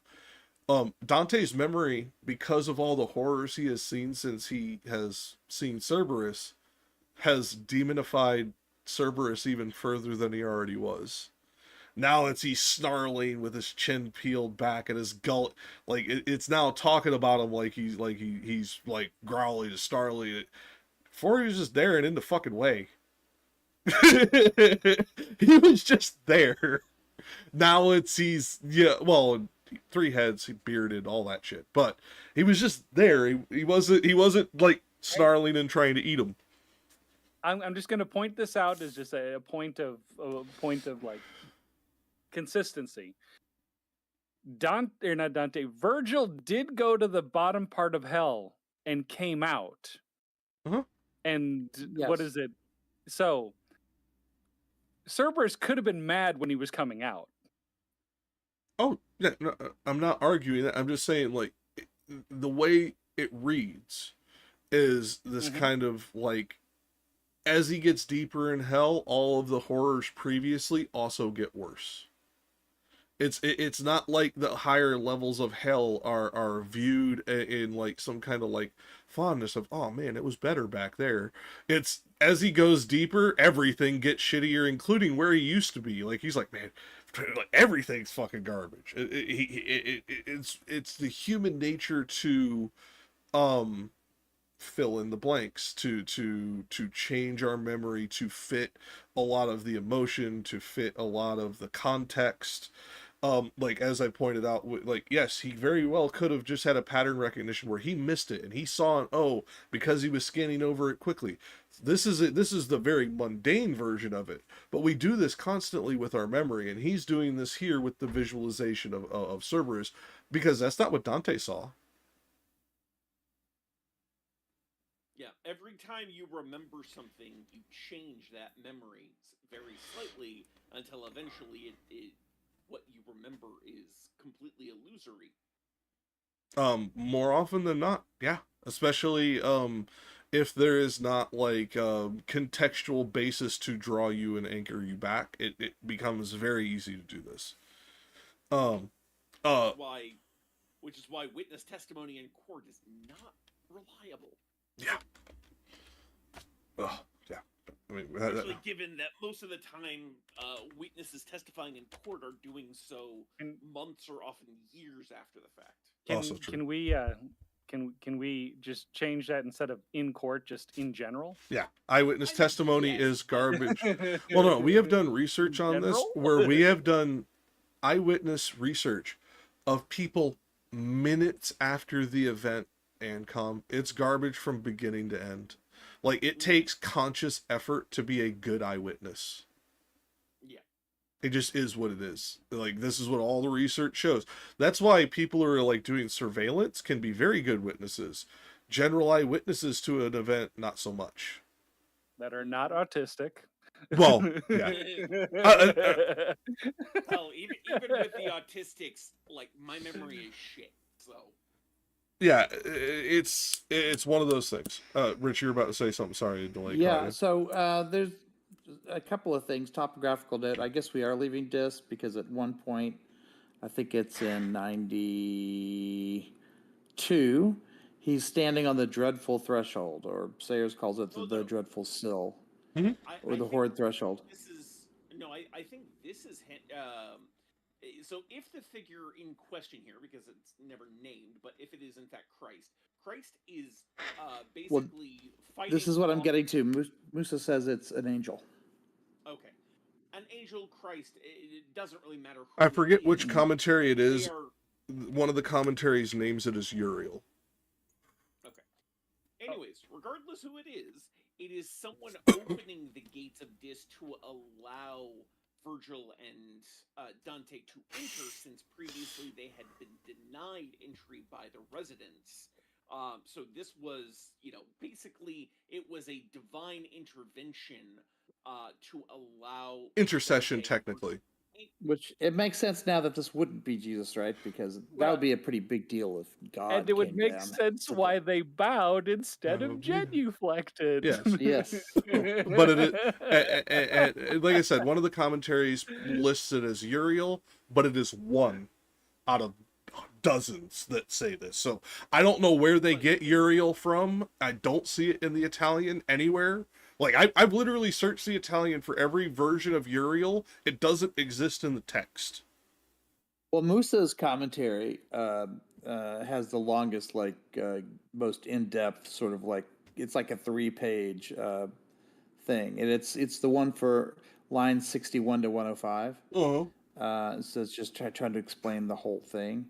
So I haven't really gone through all of it yet, but it is apparently there's agreement that this is an angel that's doing it. But there's a parallel here, right? Because the opening of the gates of Dis is sort of similar to opening the gates of hell, like to let people escape hell. Well, which It's was just, paralleled in the a first less couple of impressive cantos. feat.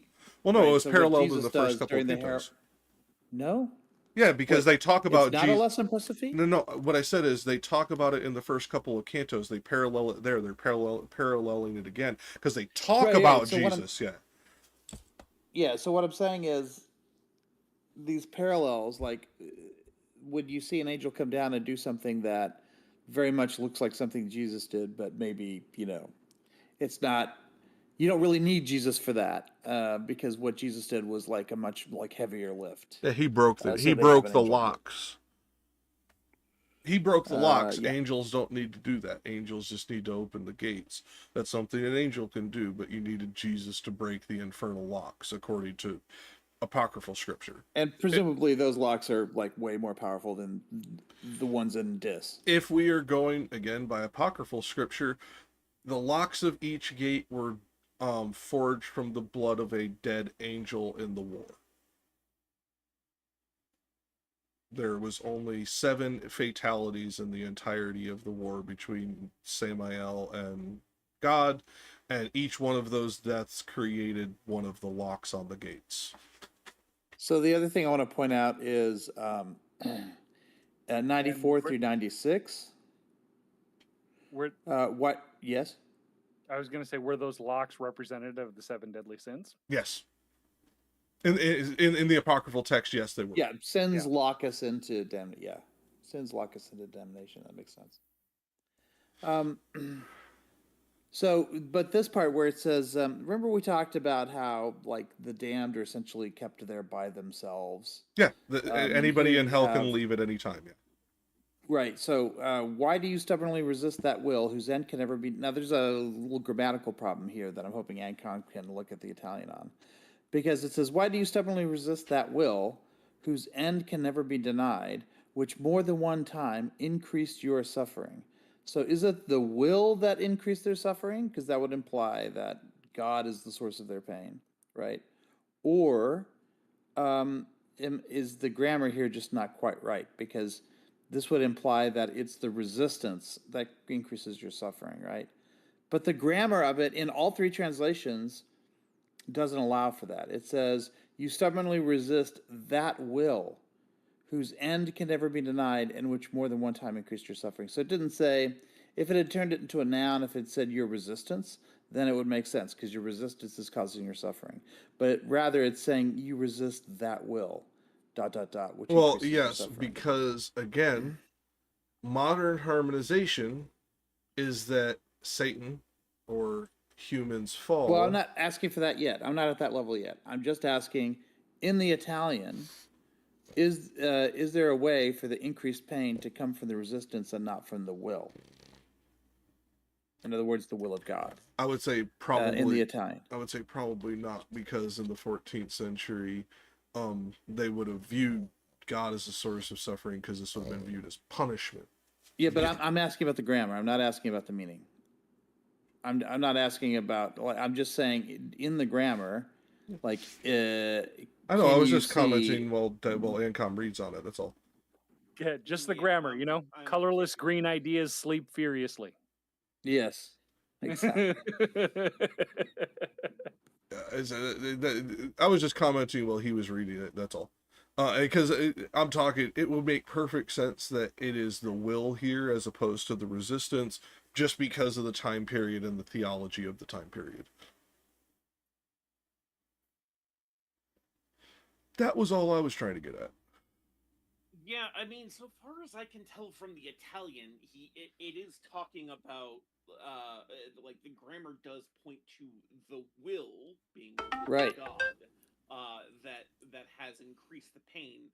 Though there's nothing in here to say for what reason it happened. So if the resistance to the will of God is what led to the increasing of pain, that would make sense from, I think, Dante's perspective.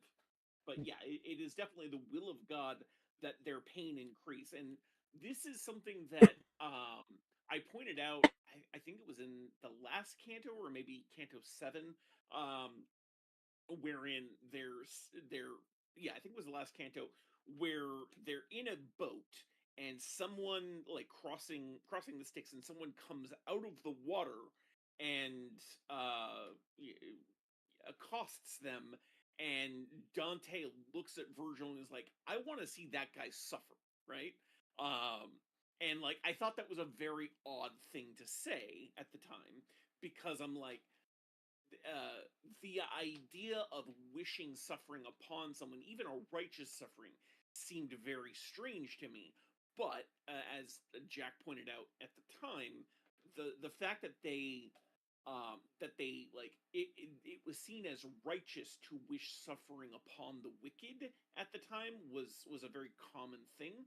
So this is consistent with that, wherein, like, God being the most righteous, wishing suffering upon the wicked was in fact Okay, I think I figured out how the grammar works on this, at least in the translations, in all three, in fact. But I'm going to look at Moose's. Why do you stubbornly resist that will whose end can never be denied, which more than one time increased your suffering? So I thought surely it would be the resistance that causes the suffering, but that the grammar doesn't allow for that. But now it makes sense. Why are you resisting a will that can cause you so much pain?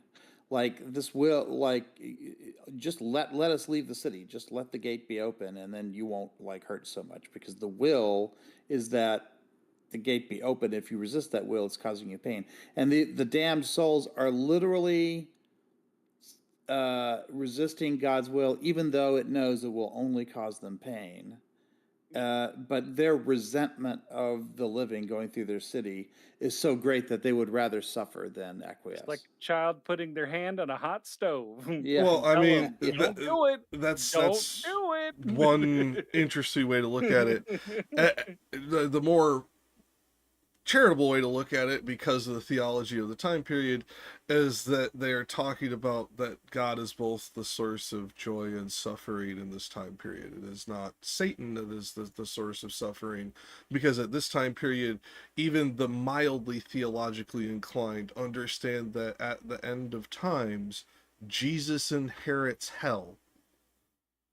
Like, that's what I mean. This is modern harmonizations that are clouding this, at least in my opinion, because like it is the will that is causing the suffering, and not the resistance to the will that is causing the suffering. Yes, I know, but what I'm saying is that makes sense now in the context of what the angel's argument is. The angel is saying, why are you resisting that will when that will cause you pain as a result of you resisting? Yeah, love me or I'll... So grammatically it works, even though like instinctively you want it to be the resistance that causes the pain. It still is, but it's the will that causes the pain in the wake of the resistance. No, that's that modern harmonization I'm talking about. Because no, I'm strictly going on the grammar right now. Yes, but through the modern theological lens, because we do not want, in modern times, in evangelical or Catholic circles, it is not kosher to say God is the source of suffering. No, that's not but that's not what I'm interested in. What I'm interested in... I know you're not. I'm talking about what's in the book. Okay. Say what you want to say, and then I'll say what I... No, no, go ahead. I'm just saying, but I'm talking about what's in the book and what he would have said. Okay. What I'm saying is, I'm not talking about what he would have said. I'm talking about what's on the page. And it seems to me that this is almost a stop punching yourself kind of moment. So this is not me, like resisting the idea that the will of God is causing this pain. No, the whole point is that it is causing pain. No, this is a why did you make me hit you? Yes, exactly. No, that's an abuser, not a resistance. I'm not interpreting. You're interpreting. I'm talking about just the grammar right now. God gaslighting people again. Yes. This is my point. Yes.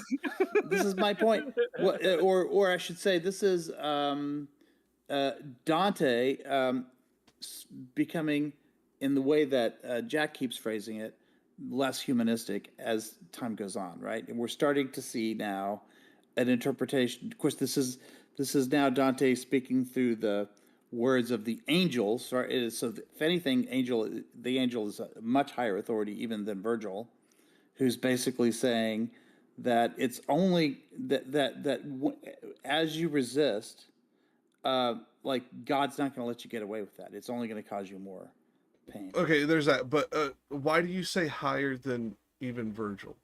Because I would not. And why is an angel a higher authority than Virgil? And I'll get to why I'll say it's not after you give me yours.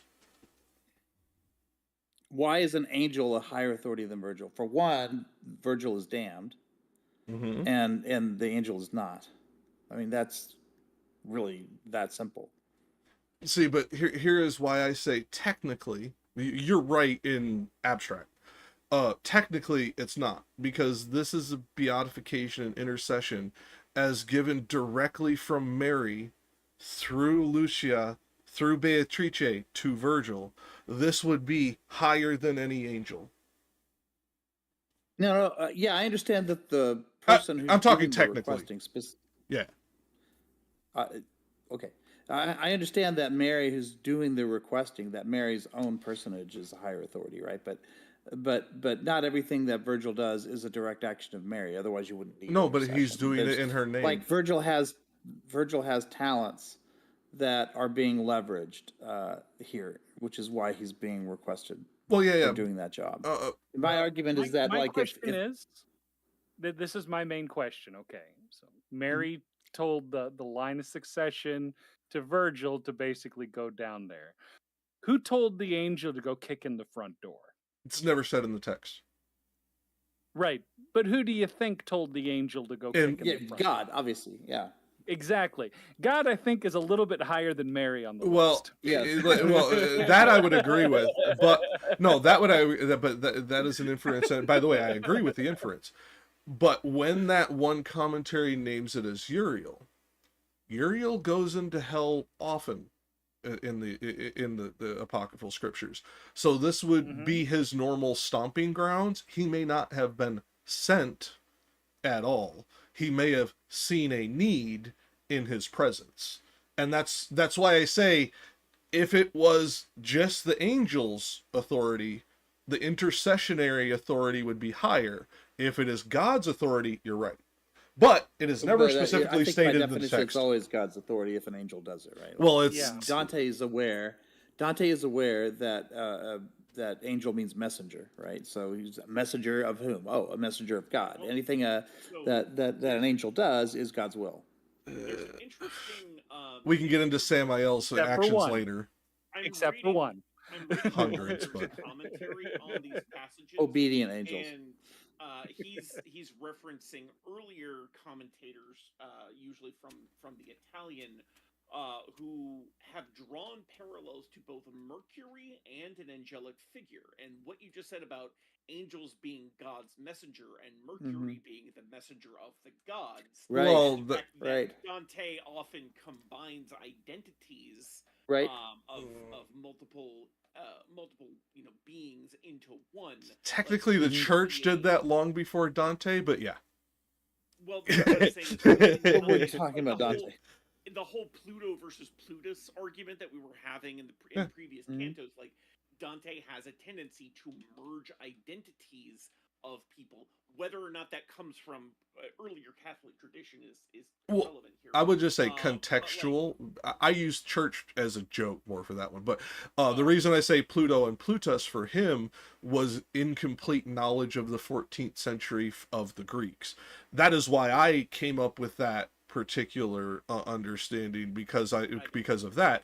This one is I was doing it. Well, technically the church started this practice long before Dante, but that was a joke. More, it's true, but it's a joke. All I'm gonna say is that the angels work as a conduit for God. They're basically just a conduit. I don't think Mercury wants to be a conduit. No. That being said, we don't before, but we do want to be able to finish. We do want to be able to finish reading before anybody has to go, and then we can get into our fun commentary after. Okay, but I also want to point out there's one more very interesting thing happening here. Go ahead. And that is the angel does not speak to Virgil and Dante. Without one word to us. So as a messenger, he has a message, but that message is for the damned. It's not for anybody else. And this is the reason why the one commentator thinks it's Uriel, because he is the messenger to the damned. Just without one word. Yeah, I buy. Yeah, all of that makes total sense to me. So just one thing I want to point out, and this is in the earlier section, but I hadn't noticed it until just now. On line 85, the final hold on, let me go back up so that Italian... hold on, let me go back up for stream. Okay, go ahead. So in the Italian, the final words of that are "da ciel messo," which literally means the heavenly messenger. But none of our translators have used the word messenger in their translation, which bothers me, because that is what three syllables. Literally, messo and messenger come from the same Latin root. The fact that none of them would use the word messenger in their translation there bothers me. Like, I'm guessing all of them did it for meter, because messo to messenger. Heavenly messenger is 6 syllables. Exactly. But like, they all translate it as someone sent from heaven, which is fine. Right. But like, to be sent from a place does not necessarily imply to be sent with a message necessarily. And I feel like that is an important idea that is being missed from the translations here, which was very clearly stated in the Italian. So I think it is useful, because I would not have made the mistake earlier of having named Christ, I don't think, had I realized that this was specifically a messenger, because Christ is never, Mm. well, Interestingly, entirely isn't true. He messy? is actually. Isn't Sorry, messy plural for meso? Yes. So I thought it was. Lionel I thought it was Messi mess. Yes, is Lionel Messi is literally well, divine. let me look at the conjugation here, but I think The lion messenger. So the masculine Every plural goal he scores is a message from God. Is so what you're the saying. masculine plural of meso is messi, the feminine would be messe. So, Yeah. and the feminine singular would be messa. So meso. So here, that ciel meso means a male messenger from ciel, which is the same root we get ceiling from, just meaning something above you. Right. But in this case, Right. heaven. Well, to be more accurate, in again, 14th century, it was very common to say from above, because it was an inculcation of a Greek phrase of so above, or gods above and gods below. There is like so this is still during the linguistic transitive centuries as this is happening. So this is an inculcation within the church that has spread linguistically for reasons we can get into later because they're rather judgmental. But it spread pretty heavily over, at this point, about 6 centuries. And Ataholos descending from the whole. It's another version above and below. Mm-hmm. No, I mean, well, there is a lot of the hierarchy in all this, but I mean, as we understand, that's intentional. Okay, there we are. So now we don't have to, because I just realized we're actually flying through this one compared to, even with all our tangents, we're going good. Yeah, I still have 50 minutes. So. The other points of this is we do have to be careful when we're reading something from the 14th century not to take in anything from later and pre-apply it, because that makes no sense. You cannot think that Dante prophetically knew what we would fucking mean this word to mean and then fucking meant it that it doesn't work that way. So you can only work up to that point. And so like when you're looking at some of this stuff, you have to look at the theology of Dante specifically, Italy in the 14th century secondarily. And in this time period, like, they had a very different view of who caused suffering, what free will was, because they had no understanding of like brain fucking topology and all that shit that fucking gives us better understanding on those things. They had very different concepts on all of this, and they were perfectly fine saying God will come and kick the shit out of you in a very forceful way at this way, or in this time, because of this theology. So when we want to put in this more, I think you were responding to something that I like make an argument for in other contexts, but was not making an argument for in this context. Perhaps that's not where I was going with it. When I was just looking at the grammar, I was it was confusing to me that that the angel was arguing about resistance, but resistance wasn't a noun in that sentence. And then when I looked at the prior sentence, I was like, okay, now I see it. Now I see the grammar. That was it. I wasn't making. Well, yeah, but see, I thought the teleological argument. Well, I thought the grammatical issue for you was coming from that teleological portion, because it may later, but that's not what's interesting to me right now. It's just the grammar of it. One other thing I was going to add about this time period, and it's kind of a joke, but what I was going to say is that by this time period, they've learned one successful way as to how to take the Holy Land and about 10 other ways how not to. Slightly inaccurate, but close enough. I'm not going to push. Your numbers are a little off, but close enough. I mean, because here's the thing. That's another, like, Oh God, no! I'm gonna get us fucking kicked off YouTube if I go into that conversation. Just because, like, when we start getting anything close to the Holy Land, the transcript doesn't put context in very well, and those bots be fucking crazy, man. So like, I'm not gonna say too much, but when we are talking about the Crusades and other endeavors to retake the Holy Land throughout history, up to the 14th century, it is not good. There is literally not a single time that it is attempted by any one of the parties that do so that it is a good endeavor in history. It is always a very, very bad one. But we need to stop that commentary at about 1250s, because I don't want to talk about modern times and get kicked off YouTube. Like, I don't even want to get anywhere close to that. So commentary, we're stopping at 1250. Okay, so sorry. It's just I've seen too many channels get even close to the history that we're discussing and get banned because the nomenclature can be misappropriated to shit today. Like, there is one particular verse of the Bible, I will not say a particular word in it, because that word alone, even though it's not a slur, can get you kicked off of YouTube.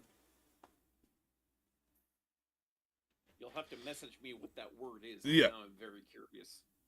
It's one of the genocides, but we'll get into that. Rich, if you would like to pick up at 112 and finish us out, like, this one I think is going to go great in your voice because it just flows so good.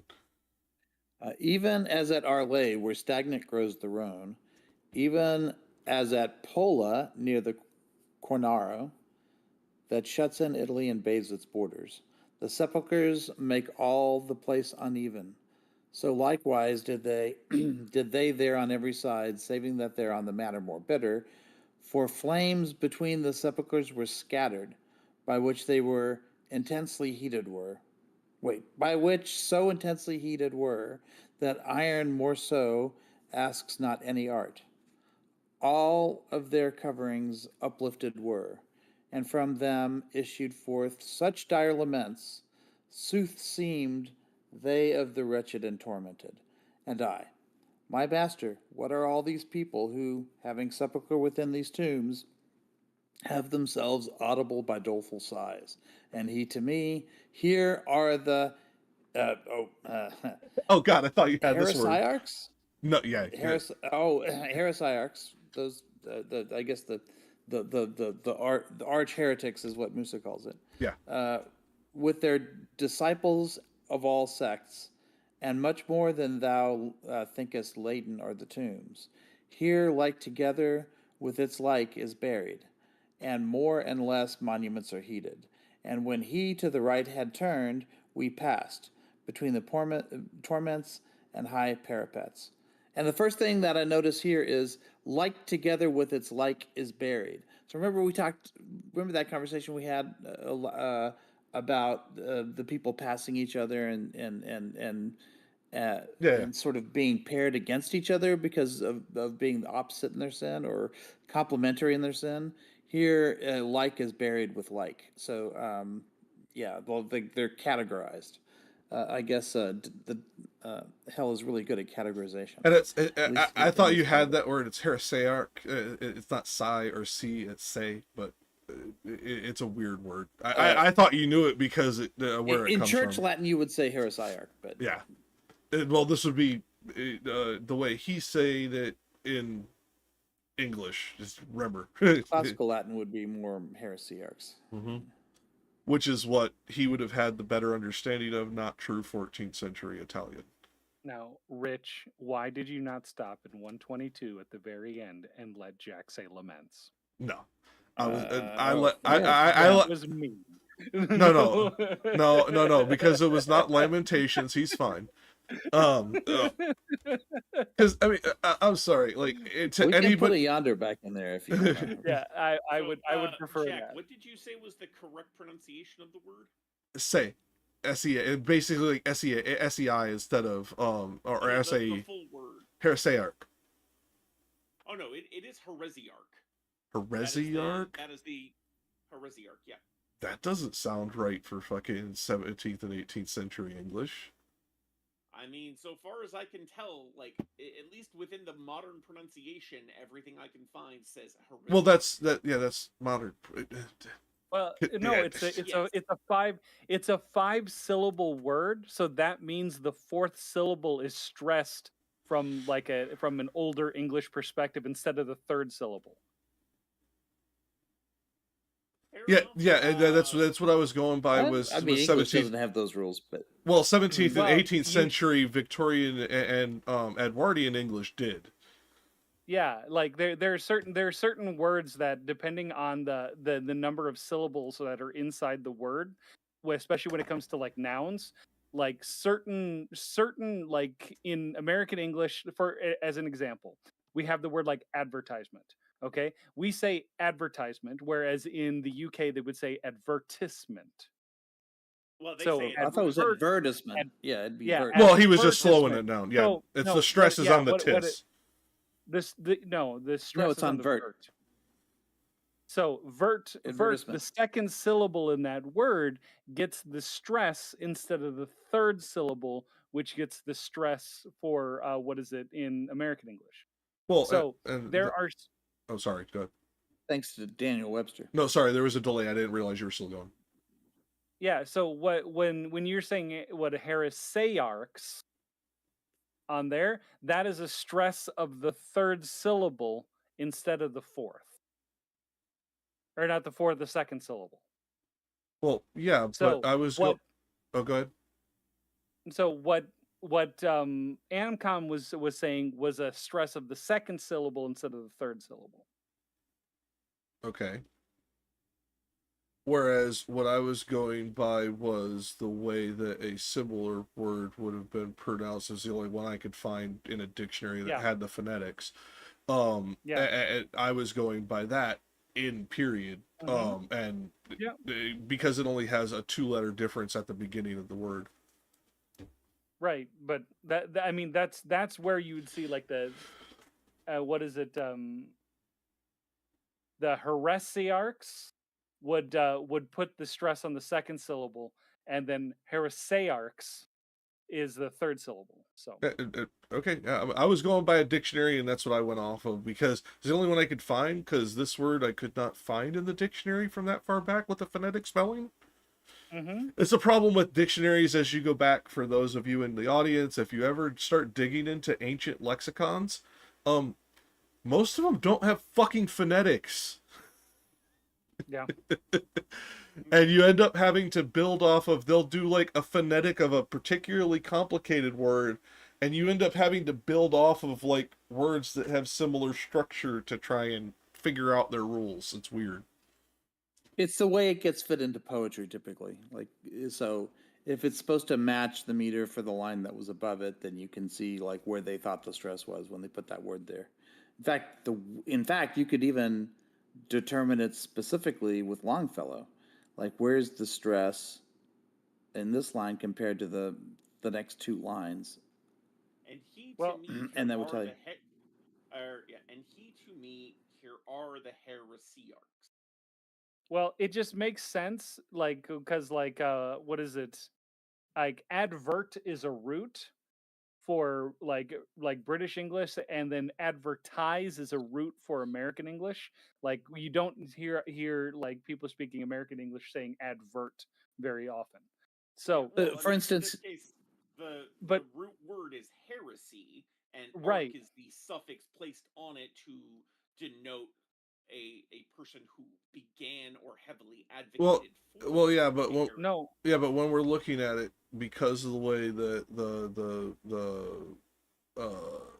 tercet would have been breaking this into, you have to remember it goes ABA, BCD, or BCD, CD. Remember, it does that staggering pattern. So we'd have to actually look at line 125 for the stresses for that. And Rich is right. It would be heresiarch for that as well, because of the stresses in that one. Because if we go by 126, I would be right I mean, if we we're go by going based off the 125. if we're going based on the rhyme scheme, Longfellow completely. No, drops but the you can do the stresses in the sentence for meter. And if we So go by the oh. E in heresiarchs, like the second syllable, would match with the word sects in the next line. All sects and much. Heresiarchs. No, it would have to line up with the 129. Remember, it staggers, ladder pattern. Skips one line. Yeah, in terms of rhyme, yes. I'm talking about in terms of meter.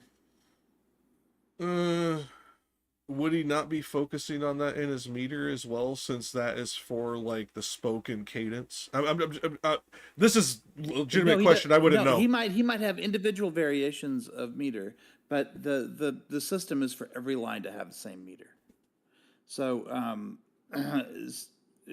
talking about in Longfellow's translation, not in the Italian. No, I was too. So heresiarchs, all sects and much, or like laden are all the tombs. It would be laden are the tombs. Would be how I haven't scanned 129 yet. But I'm just saying, with each of them, that's how they would be parallel. Now, it doesn't mean he doesn't break meter. He breaks meter all the time. But assuming that the meter is consistent, yeah, it would be heresiarchs. Well, yeah, and then when we start talking, good. That way, I was just going to say, like, if you say heresiarchs, that's 4 syllables. But if you say heresiarchs, you can break it down to 3 at the same time. So it depends on how many syllables the person is trying to put into the Also sentence true. itself at the same time. So because like you can say it fast enough to make here into 1 syllable. You can say heresiarchs, and then it becomes 3 syllables instead of 4. Yeah, because I mean that's the thing we always have to remember. Until I don't want to put an exact date on it, but I'd say between 1830s and 1860s, these are meant to be performed to a point, and they write with some of that in mind. Like these are meant to be read at parties and stuff like that and shit. Like that was their entertainment back then. Yeah, so if you make it a diphthong, it makes most sense if you make it if you make the siarchs a diphthong, which is a diphthong is technically 1 syllable, even though it's stretched out as a syllable. So it would be heresiarchs. So all of the pronunciations I'm finding on various dictionaries give different pronunciation guides where the stress is either on the second or the third syllable. The main thing I was going after, though, was Jack was saying the third syllable should be pronounced as an A vowel instead of an E vowel. I cannot find anywhere that uses an well, A more vowel. to be more accurate, like an EI vowel, but yeah. I'm Yeah, well, I'm saying my accent. Yeah, my accent is shitty, so that's part of it. Yeah. So whether it's heresiarch or heresiarch, it's still an E. Yeah, and like I was saying, I was going off to Heretics, which is the closest one I was able to find that had a 18th century pronunciation in phonetics that it's all I could find, so it's what I worked off of. Fair enough. And that is a master sheep shearer, funnily enough. It's all I could find. I'm not a linguist, unfortunately, so I don't have access to all of the texts that could have helped me with this, but god damn, there's so fucking many. Like, there were so many behind university paywalls. God, I wish I had my fucking administrative access stuff for that again. Credentials for fucking universities is so useful for fucking accessing libraries.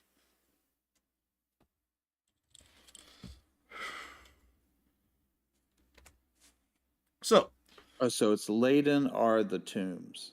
So that would be all iams in that part of it. So if you wanted to, so it does change. I think it goes in Jack's favor if you make siarchs a diphthong and say siarchs to as if it's one syllable. And if you were to do that, then it's here are the heresiarchs, and that would go with all sects and much, or thinkest laden are the tombs. Yeah, and like I said, I was going on the latter So pattern. if it's a diphthong, then it goes in more in Jack's favor. If it's And not, my if pronunciation you make was it just two poor. syllables, then it creates a new problem because there's an extra syllable, but that's not unusual for poets, and especially if it's an unstressed syllable. And if you were to go that way, then it would be more in Ancom's favor. Yeah, and like these I said, are both reasonable. Yeah, and all I could do is go on what I could find from the time period because it's best we got. As far as this I'm fine goes. with it being a diphthong, but like You can't do this as a you can't do the say, right. which mine comes from a different word, which has a different origin, which obviously could have changed the way that the two vowels interacted. Just makes perfect sense. It's just one of those things. Okay, assuming it's a diphthong, if you want to look line 127 to 129 in the spreadsheet, I've got it scanned. Awesome.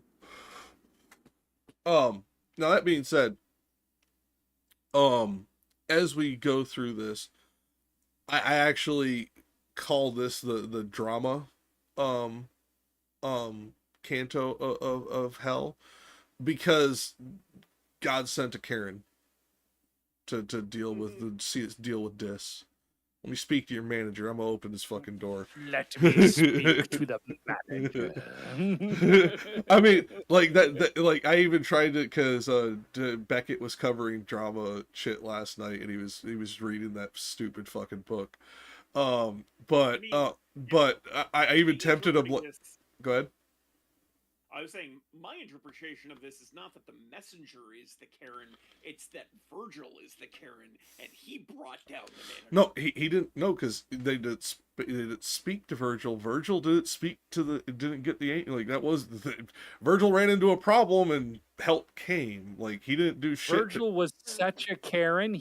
She didn't have to call for the manager. The manager just showed up. Well, I would still call Uriel the Karen to the manager of Dis, but he's like, no, fuck you. You don't get to bar me. This is a free country. This is America. I mean, the messenger had a key to open the gate. Who has the key? The manager.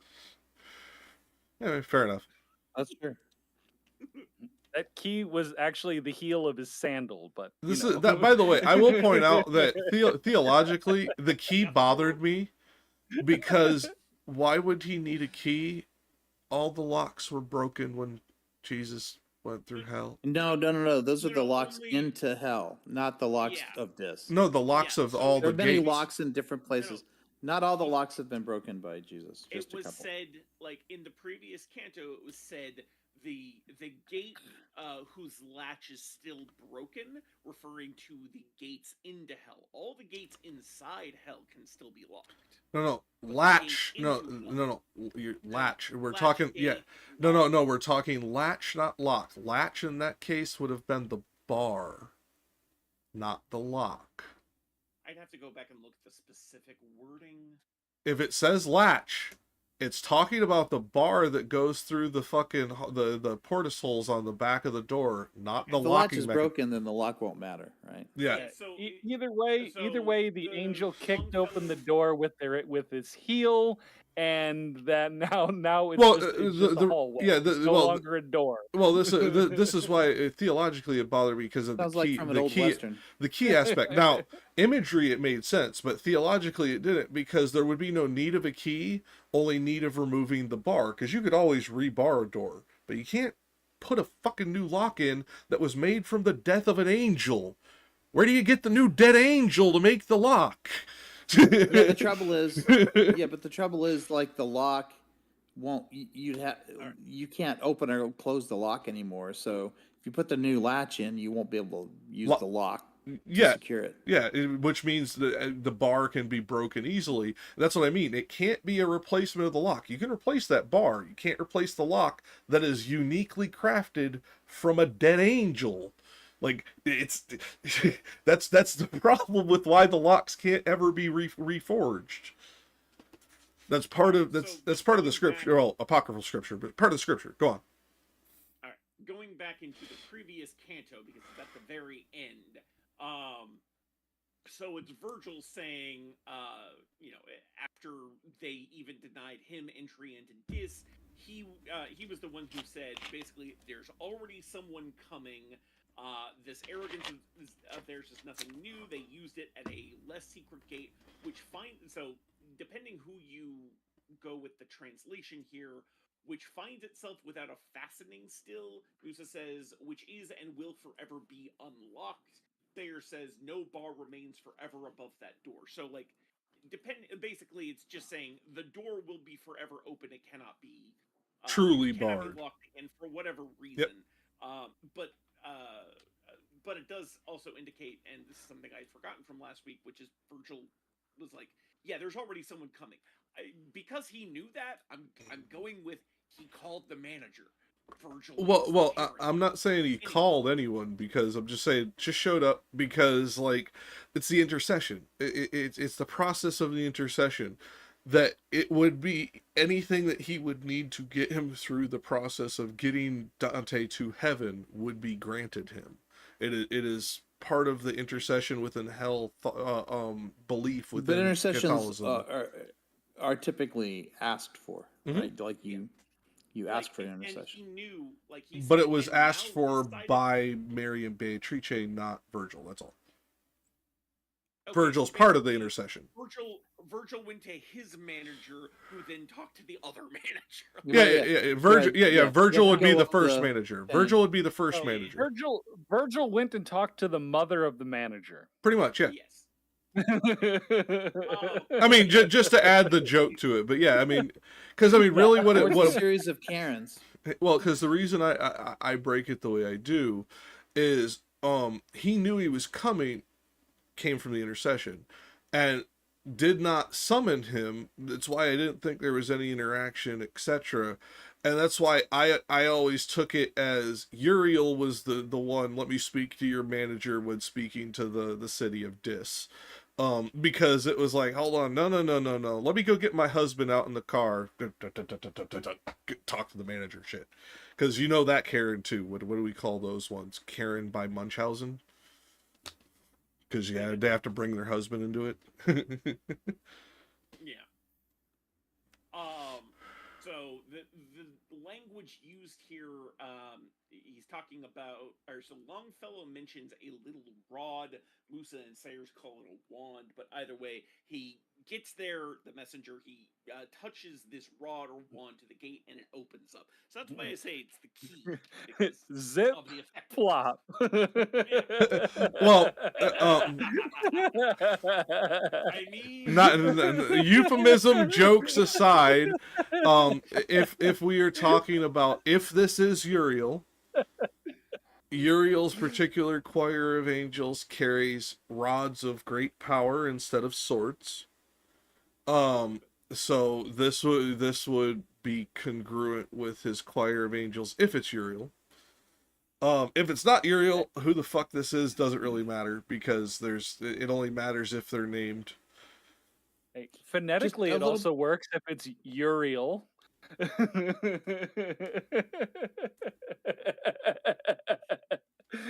There's that euphemism again. Go on, Rich. There's a little bit of context on the Sayers. It's not no bars remain forever above that door. Above that door starts a new sentence. So it's no bars remain forever. And then it's above that door thou sawest the dead title. Well, yeah, and that's why I say you can always rebar it, but because you can't relock it, it can always get kicked the fuck open again. And that's... Well, you can't rebar it, right? Because no bars remain forever. No.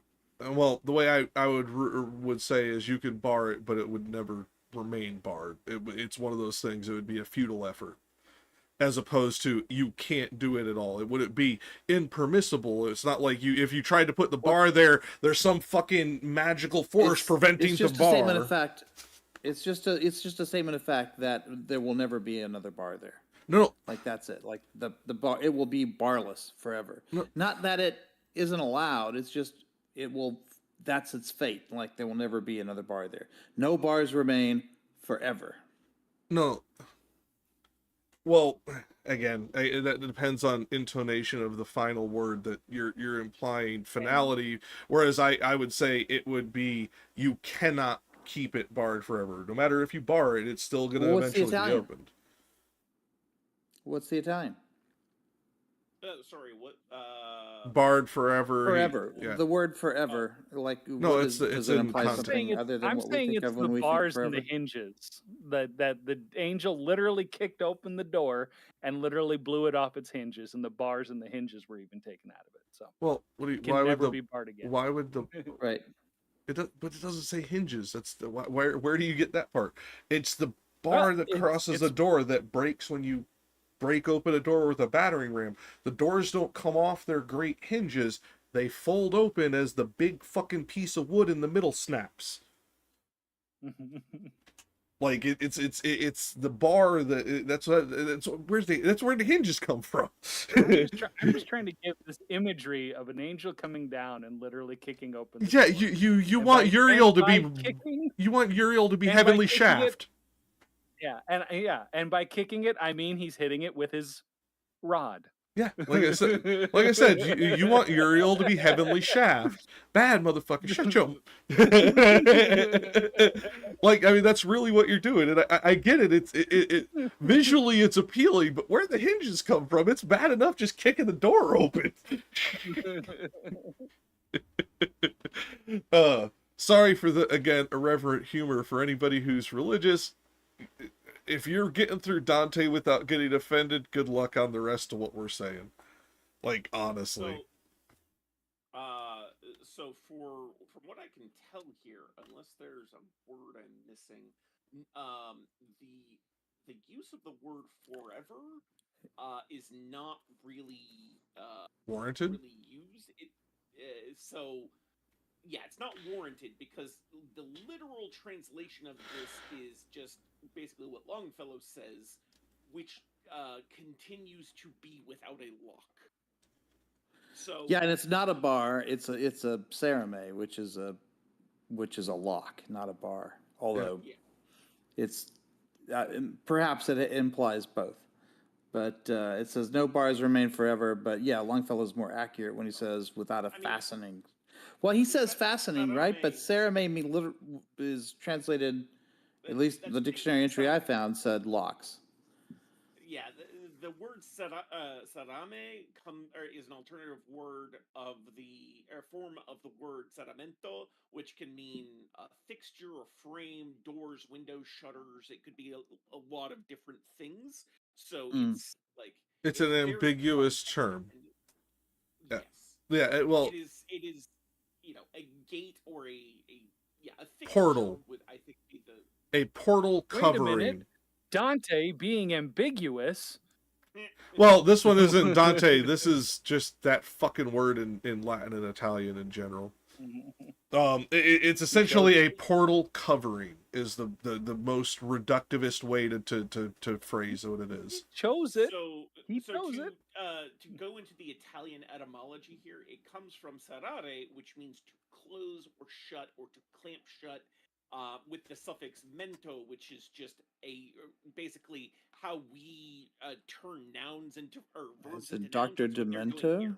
It is a, I mean, yes, but it is just a suffix that changes a verb into a noun. So the most literal translation Anthemaria is literally a thing that shuts.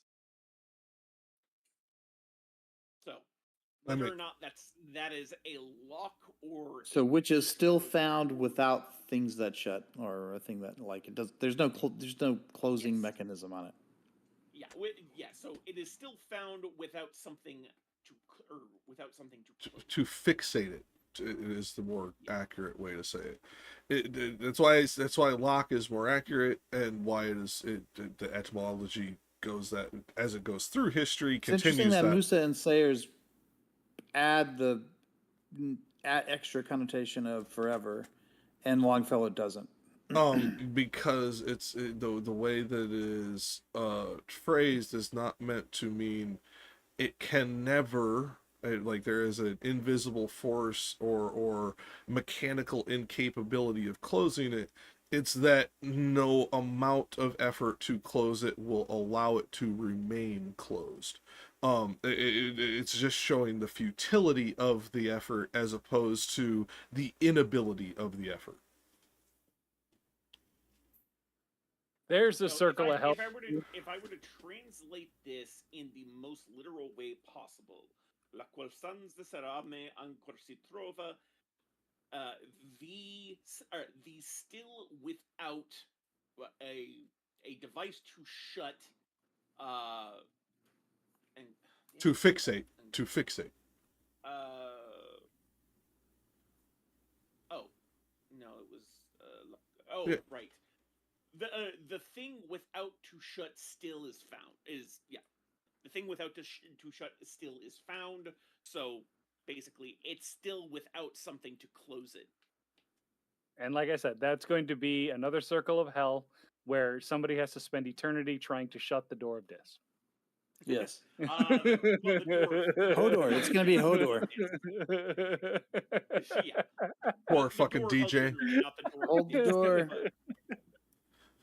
Although, for all we know, this was a permanent opening of the door to Dis, because, like, if what happened last time happened this time, that door... Well, see, and this is why I will go to the scriptural references here, and no, it was just the locks that were broken, not the bars can always be replaced, because there is wood, there is material within hell to build, to create, and therefore to refixate the door with a bar would be possible. To create a lock that was created through supernatural means outside of the ability of the damned, that is outside their ability. Because again, how do you create a new lock unless you have a new dead angel? That's how the first one was just letting created. you know right now, the door on the outhouse was a courtesy.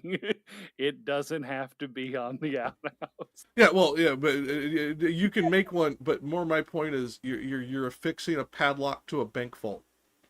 It don't fucking matter at that point. The biggest, baddest lock got broken. Your little piddly shit metal lock ain't gonna do nothing.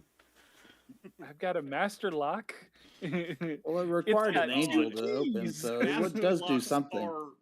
Master locks are one step above generic no-name locks in terms of, like, ability to bypass them non-destructively.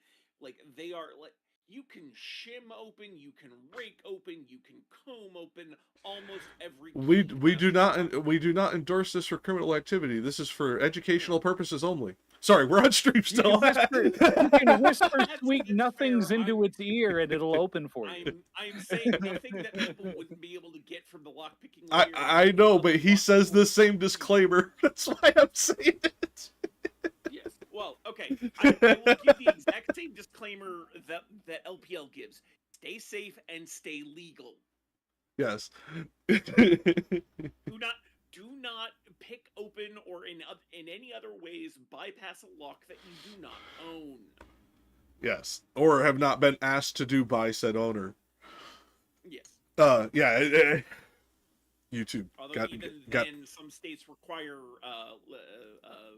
locksmithing licenses. So only if you are going to be using certain kinds of tools, or if you are going to be charging for it.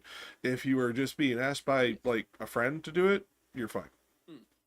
It's you cannot charge for the service without that license, which is I'm fine with, because I don't want fucking some, forgive me because I'm a former criminal, but I don't want some slimy ass burglar fucking, like suddenly, trying to do a cover of, oh, I'm a locksmith. We had that shit in the 80s. It wasn't a good idea.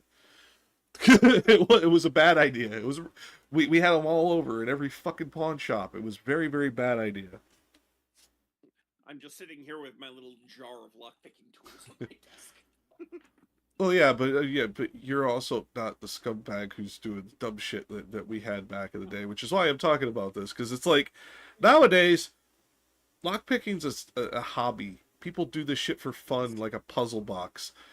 I literally have a bucket full of locks that I will recreationally pick open. Whereas when Rich and I were kids, in 40 out of 50 states, it required a license to buy lockpicks. I'm glad that is no longer the case, because lock sport is fun.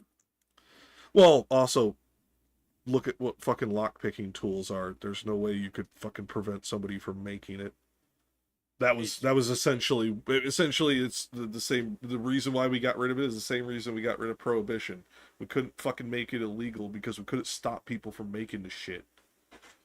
And I love that there are still some people today thinking we should bring back prohibition. I'm in one of the fucking counties that think so. Oh, that's right. You're in a dry county, aren't you? Yeah. I'm in a dry county controlled by a Church of Christ university. Oh, Lord. I still find it ironic to this day that many of the biggest like bourbon distilleries are in dry counties. Like, they're making booze that the entire rest of the country drinks, but they can't drink it. I am not in one of those So- counties, but No. Line I 132. just find it- Line 132, the Musa notes, this is interesting, and 32. there's no answer to this. They're constantly turning to the left throughout the poem because they're going in a spiral, in which they're always having to turn left in order to continue on. But in this line, they're moving to the right and not to the left. And I wonder if that means when you're leaving the city of Dis, you're actually slightly less damned and not slightly more damned. So it's a temporary sort of like movement in the opposite direction of what the general direction is, which is the, going, I guess, counterclockwise the whole time. They're slightly going a little bit more clockwise as they exit Dis in order to get through the gate, I guess.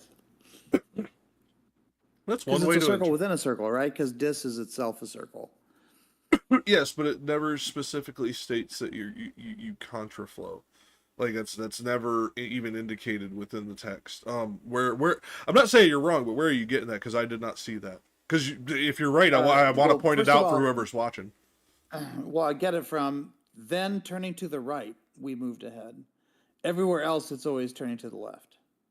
Throughout the poem so far, they've been turning to the left. And here it says turning to the right. Oh, I missed that. No, you're right. I did miss And that. at no other point do they turn right. There's my dexterous bias. I'm just opposed to the sinister. And I wonder if it's because Dis has its own circle and you have to kind of follow the contours of that circle in order to get back on the path. And in this case, they have to move a little bit. They have to go to the right to get back on the path. No, That's my guess. No, here's the thing. Contextually, you are right, and I missed it. And like, it set up my joke that got missed except by everybody except Ancom. But for those of you, I've always enjoyed the fact that Dexter means right-handed, sinister means left-handed, and the fact that we've turned sinister into something evil. That's always amusing. well, And we've turned Dexter into a serial killer movie or a TV Right. show. And also But he was the a good serial child killer. mad- And also a child mad scientist. no. But here is the thing. This is why. Hey, Rich, how many left-handed kids did you know that were forced to fucking write with their right hand when we were kids? I had a lot. Well, at least in the districts where I was in, we were already past that. Oh, but, you were lucky. It's probably because I was in an urban area as opposed to. Well, no, I was in Detroit. Oh, you were in Chicago, yeah. No, Detroit. No, I was in- Chicago. Don't insult me like that.